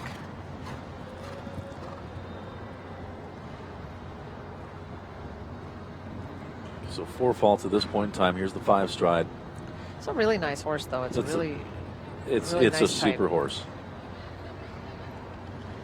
Whoa. The 4 faults, that time 77.63 seconds. Well, right now, not going to be quite fast enough to break into our top 12 placings. Great ride, Carrie Potter, Ariel Lesaren. And that's going to put them into 18th spot. And still so far, 9 clears. Eduardo Meneses, Georgina Bloomberg, Carly Anthony, Eric Neve, John Pierce, Jennifer Gates. Carly Anthony, she's got 2. We see this, and it was just too bad for Carrie Potter. Barely touched that rail. I mean, it was such a late rail to fall. It rolled in the cup one way and then just rolled the other way. And this is our final entry in round number 1. Sean Cassidy riding for High Point Farm of Scottsdale, Arizona, aboard Campateo, the 11-year-old chestnut gelding. Sean Cassidy Last to go. Last to go, and then we go to our jump off.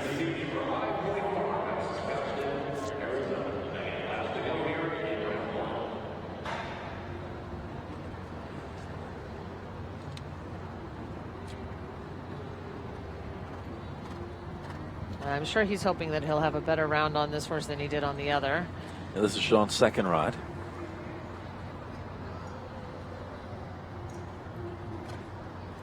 Nice first jump.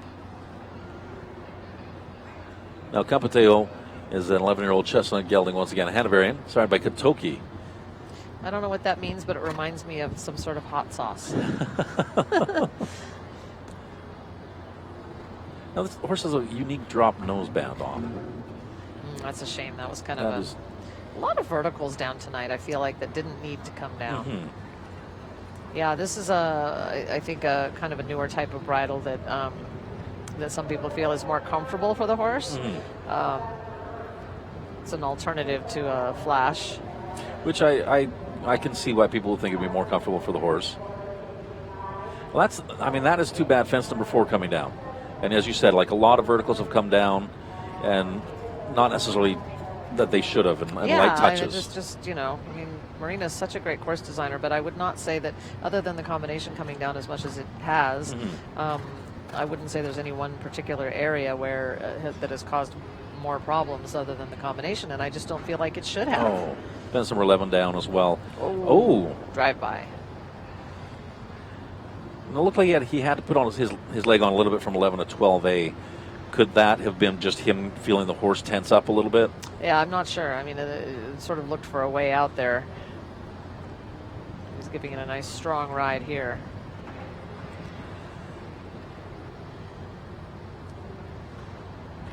Yeah, I think he's not he doesn't have as much blood as some of the other horses that he has to ride now. Well, 96.38 seconds, total of 17 faults. That puts him in the 51st spot right now.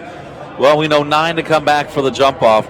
It's going to be a very, very interesting jump off. Eduardo Manassas, Georgina Bloomberg, Carly Anthony with 2. If you saw fence number 11 come down here. Yeah, let's see. Oh, that was kind of rude. That was a little bit rude. Yeah, I don't really see a reason why he needed to do that. He was right in the center of 12A. Yeah, he was right there in the 5, and that was a bit of a pony move. Yeah, you can't blame Sean for that. So 9 to come back, and Carly Anthony with 2. Eduardo Manassas, Georgina Bloomberg, Carly Anthony, Eric Neve, John Pierce, Jennifer Gates, Carly Anthony, Laura Height. Last to go. That'll be Eve Jobs in the jump off. So we're going to take a little break here. There are some changes on course that we know of, and some of those fences they will be changing just a little bit. $36,500 Grand Prix qualifier, and Susan Artez will be back in a couple minutes. All right.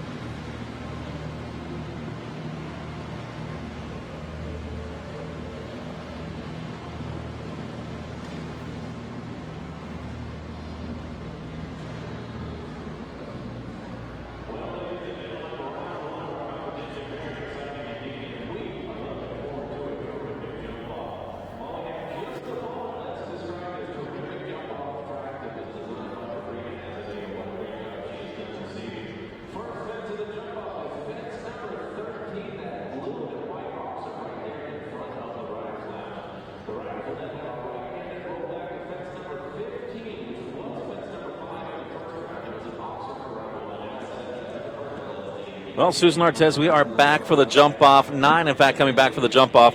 You know this jump off course. How does it go? Well, we are starting with jump number 13, which was our last jump in the first round. The the blue oxer by the in-gate there, and then we turn right and go to jump number 5, which is now called jump number 15. Because they changed that. Right, because it's now a vertical. And then we turn left-hand turn. Left and roll back and jump the entire 5 to the 1 line. So that was 11, 12 AB. Then we're going to make a right-hand turn to number 9, which is the skinny vertical. And then a left-hand turn to number 16, which used to be the triple bar, but now it's an oxer. And a long gallop to fence number 7B, a vertical. So this is going to be interesting. 9 qualified for the jump off. Time allowed the jump off 50 seconds. Eduardo Meneses, H5, Quintol, first back. They made the first round look so easy. And this horse has such a huge stride. I mean, this horse is fast. Look at that. All he's got to do is get on a nice big step there. Ooh, nicely over that first fence. This horse is waiting for Eduardo to tell him where to turn. Okay, so there was fence number 15. As you mentioned, was fence number 5, now vertical. And that's a little tricky because as he rolled back there, the horse is easily going to get its eye on the wrong jump there. It's going to look at the yellow oxer instead of at the white oxer, and I think that did happen to him a little bit. The horse just for a minute locked in and looked at the wrong jump, and then his focus changed, but it didn't change fast enough. Okay, so with 4 faults, Eduardo looks like he's not quite as fast in the latter half after the 4 faults. He knows he's going to be in the top 9 anyway.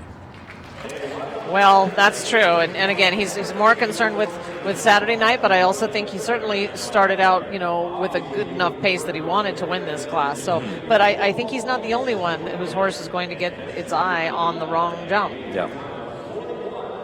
So 41.41 seconds, 4 jumping faults. We saw that rail coming down at fence number 11.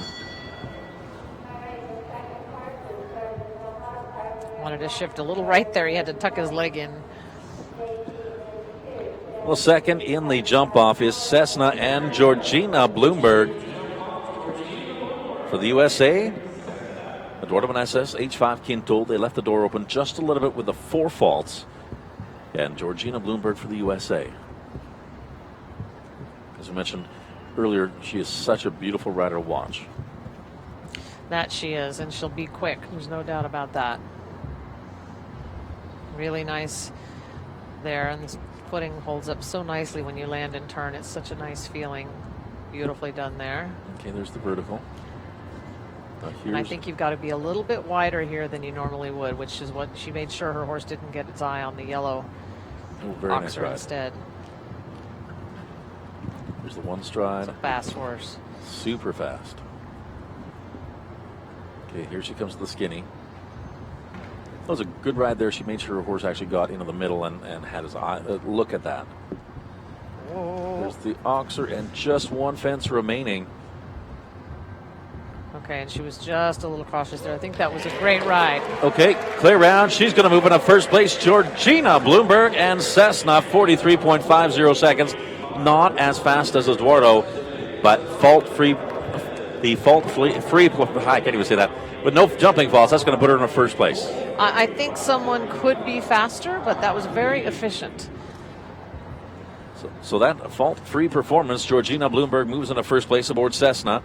First of 2 rides for Carly Anthony coming up next. As you mentioned, a little cautious down to fence number 7B. She wanted to make sure that stayed up. Well, I don't think with that horse, I don't know that there was really the ability to leave an extra step out there, but she was a bit wide rolling back to the diagonal line, but she made sure that her horse did not look at the wrong jump, and if it were me, I would have done the same thing. I'd be a little bit cautious up in that turn. Coming out of the first fence of the jump off, Chaco and Carly Anthony. Okay, and this horse does spend a little bit of time in the air. She seems a little quiet here. Now she's picking up speed, and he covers a lot of ground. She's also going wide because also you got to remember that this is oxer 5 stride is still flat. So if you turn too tight, you're going to make that 5 stride get a little bit too long. We hear some clicking again from the. Quiet there. There's the vertical, the skinny vertical. She's being conservative, I feel, a little bit conservative. I mean, she's still quick enough, but she's not going to take the lead away from Georgina. No. There's the gallop to that last fence. There's that finish line, 46.44 seconds and a clear round. And that's going to put them right now into second place. Carly Anthony and Chaco, 46.44 seconds. Georgina Bloomberg still in first place. Okay, so nicely through fence number 11, the Oxer vertical combination, that one stride. Okay, time to beat 43.50 seconds with a clear round. This is Gatipso and Eric Navet from France. Right now, the U.S. in first place. So you know Eric's going to try to win. I mean, as much as I talk about, the difference between tonight's prize money and Saturday night's prize money, we're all competitors. Mm-hmm. And we like to, not only do we like to win, but you got to practice winning. So, yes. Why not go for it? And that's very, very true. You do have to practice winning. Oh, darn it. That's going to be a tough way to win that way. Yeah, that kind of is the worst. Okay, so that first fence comes down. Eric Navet with 4 faults. Now the question is do you still put as much pressure on the horse, or you say, okay, we're going to have a nice schooling ride here? Well, he doesn't want to have another jump down, so it's important for him to not have 8 faults. He needs to stick with just 4. Big run with fence number 12B. Here's the skinny. Okay, so 4 faults. Just the Oxer on the vertical left.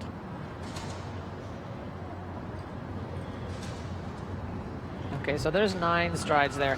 When I walked that, I decided probably it would be off your eye, but I walked it in about 11 and a half strides. So I figured, okay, doing 10 strides is very doable at that speed and at this height. But 9 strides is a bit of a challenge. So if you want 9 strides, you've got to land and make that commitment and go for it early. It's a tough way to start in the jump off. Yeah, it's a bummer. Just that first fence down. 43.38 seconds, 4 jumping faults, and into 4th place. As we go to Canada, John Pierce and Firestone S. With Georgina Bloomberg in 1st place, 43.50 seconds. Out of the first 4, only 2 double clears. Right, so let's see what John can do. We always know John's a fast rider, so there's no getting around that. It's a good gallop. He stayed inside the boxes there.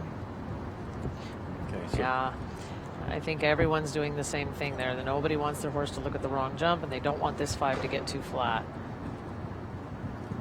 Oh, you want to land on the right side here. That was a much more efficient turn, I feel, than some of the others. Jumps the skinny at a little bit of an angle, but not too bad. I think his track is very efficient. We only have the vertical left, 43.50 seconds. 7, 8, 9, and then again, and there's quiet 10. Finish safer. line. Not quite in fast the enough, second place, 43.97 seconds by 0.47 of a second. Well, so John Pierce, Canada, moves into 2nd place. Georgina Bloomberg still in 1st. Great ride, though. Well, beautiful ride. As you mentioned with the 5, you don't want your horse to get too flat. They also don't want their horses to get too flat coming into Saturday as well. Right. I feel like, someone could certainly be faster by turning tighter into that diagonal line, but it's risky. And we saw that risk happen with Eduardo Meneses. Correct. And do you take that gamble? Do you take that risk?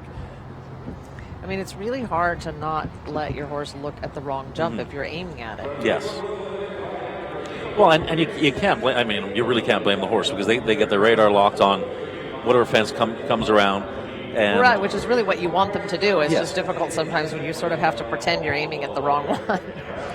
It's interesting because, and I think a lot of people only think that, like for example, cow horses, when you're cutting a calf out of the herd, and you have the cow horses that are going back and forth, and they keep their radar locked on that calf.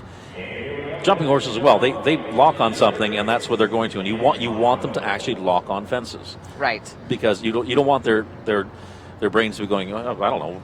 I mean, you want them to be focused, and you want them to come around the corner and go, that's where we're going. Right, and sometimes they just look the wrong way. Okay, so 4 remaining. All the last 4 American riders. That means the United States will win tonight's competition, our $36,500 Grand Prix qualifier. But which American rider will it be? Will it be this one? Jennifer Gates aboard Monaco, this 10-year-old gelding. 43.50 seconds. You and I have talked. That time, well, we know right now 2 riders have gone faster than that. Right. I think Jennifer could be fast. And this is a fast horse. He's fast across the ground. He's fast in the air. And she's got no reason not to give it the old college try. But unfortunately, the 2 that have been faster, obviously, they've had rails. But, and this horse, just explodes off the ground. This is a neat horse. All right, let's see how tighty she turns back here. He's got the step to turn tighter. Yeah, but I think it's just too awkward. She's off course. She was off course. Oh, she forgot. Yeah, she jumped the wrong fence. She jumped. She jumped 9. Yeah. So she jumped number 9 when she was supposed to be jumping number 5. That is just too bad. They're side by side. If you look at that right there on the screen, they are side by side. Yeah, they are. Poor thing. Oh, poor Jennifer. I mean, that was such a good. Guaranteed she's qualified for Saturday. She's apologizing to her horse. Yeah, like, she I'm is sorry, so apologizing. I didn't mean to do that. Oh, I was watching that. I'm thinking, wow, that's the wrong fence. You're right. And jumped beautifully. And you know the ground jury at this point in time is looking and saying, okay, what just happened there? Because you can just blink and be like, okay, did she jump the wrong fence? Yeah, that's a shame.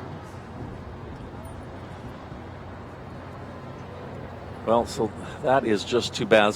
That will be elimination in the jump off. That's going to put her into 6th place.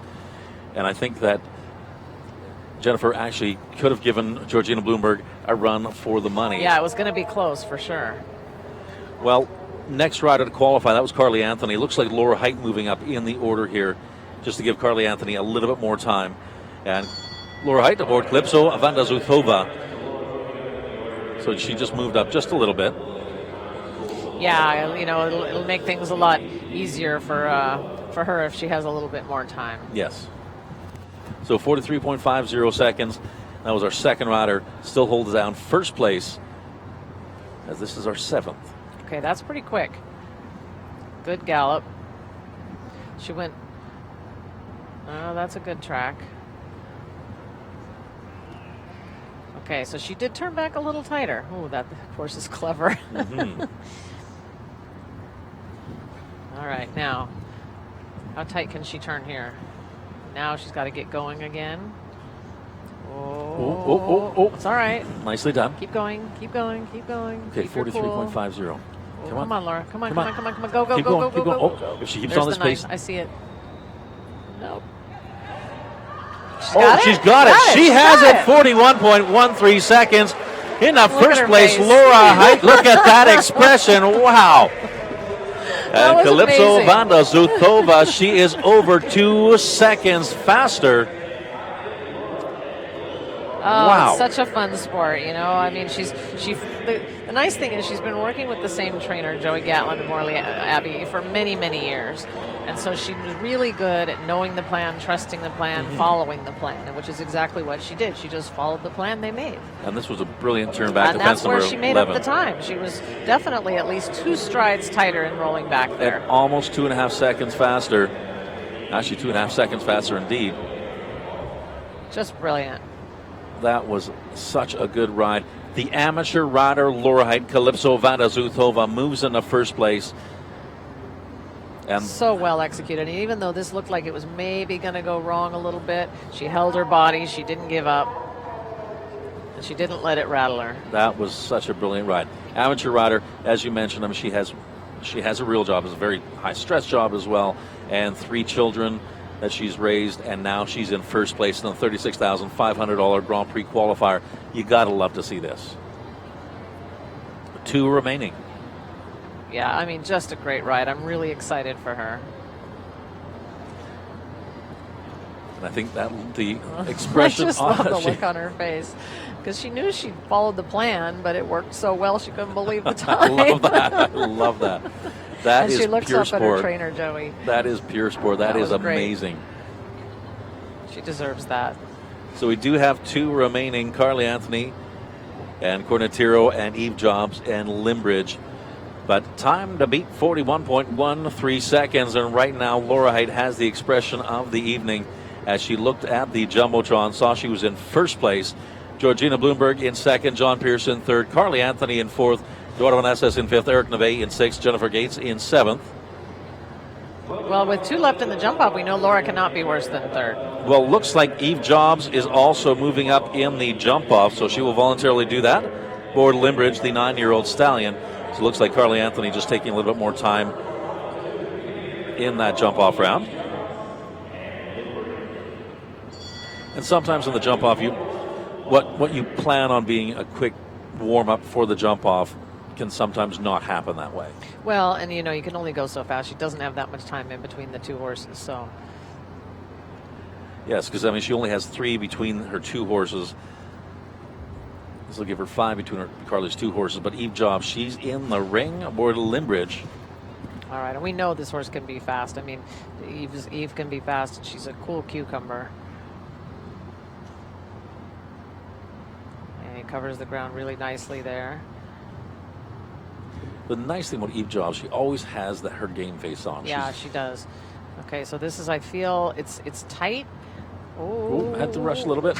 Oh, yeah, it's hard. All right, so Laura can't be worse than second now.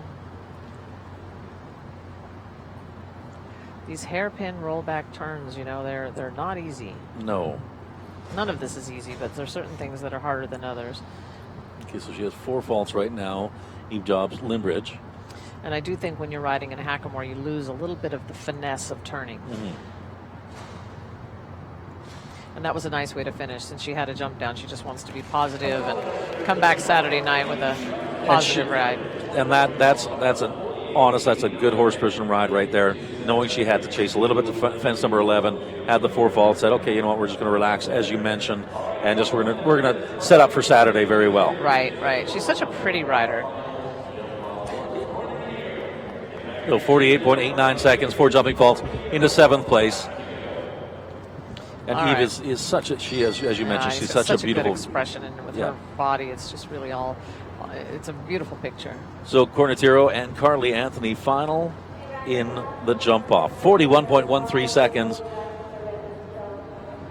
Well, the only one that was even close to that time, Eduardo Meneses with his 41.41, but he had a rail down. Carly's first ride, 46.44 seconds with that clear round. All right, so I know she's going to go for it. Can she be faster than Laura if she's on it?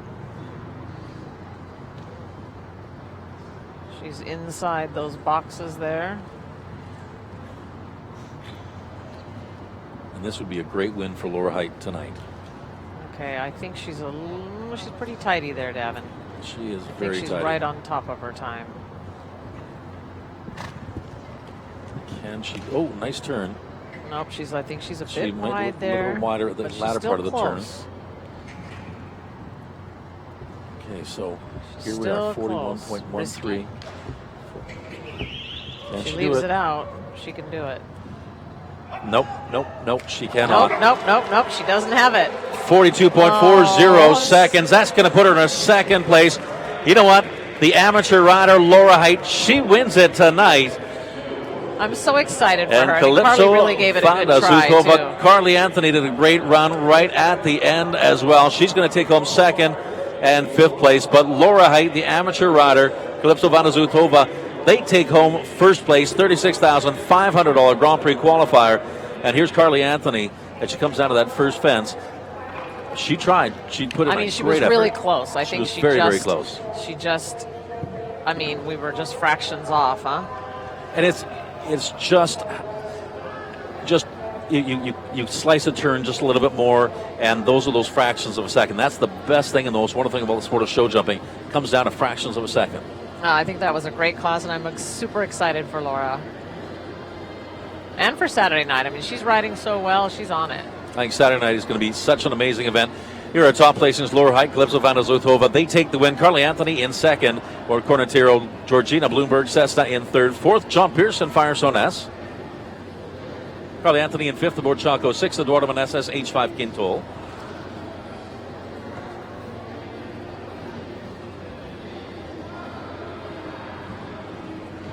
So $36,500 Grand Prix qualifier. We see our top 6 right there. Here's 7 through 12. Eric Neve, Katipso in 7th. Eve Jobs, Limbridge in 8th place. Jennifer Gates and Monaco, unfortunately, just going off course there. Kenneth Finther, Colicchio, 1-time fault. Will Simpson, fastest of 4 faulters in 11th. And the master of faster, Richard Spooner, Arthosar in 12th with 4 faults. Their time, 75.83 seconds. Tomorrow night, Susan Artez and myself, Devin Malmquist, we will be joining you. And that is for our speed challenge tomorrow night. And that'll be on FEI YouTube Saturday.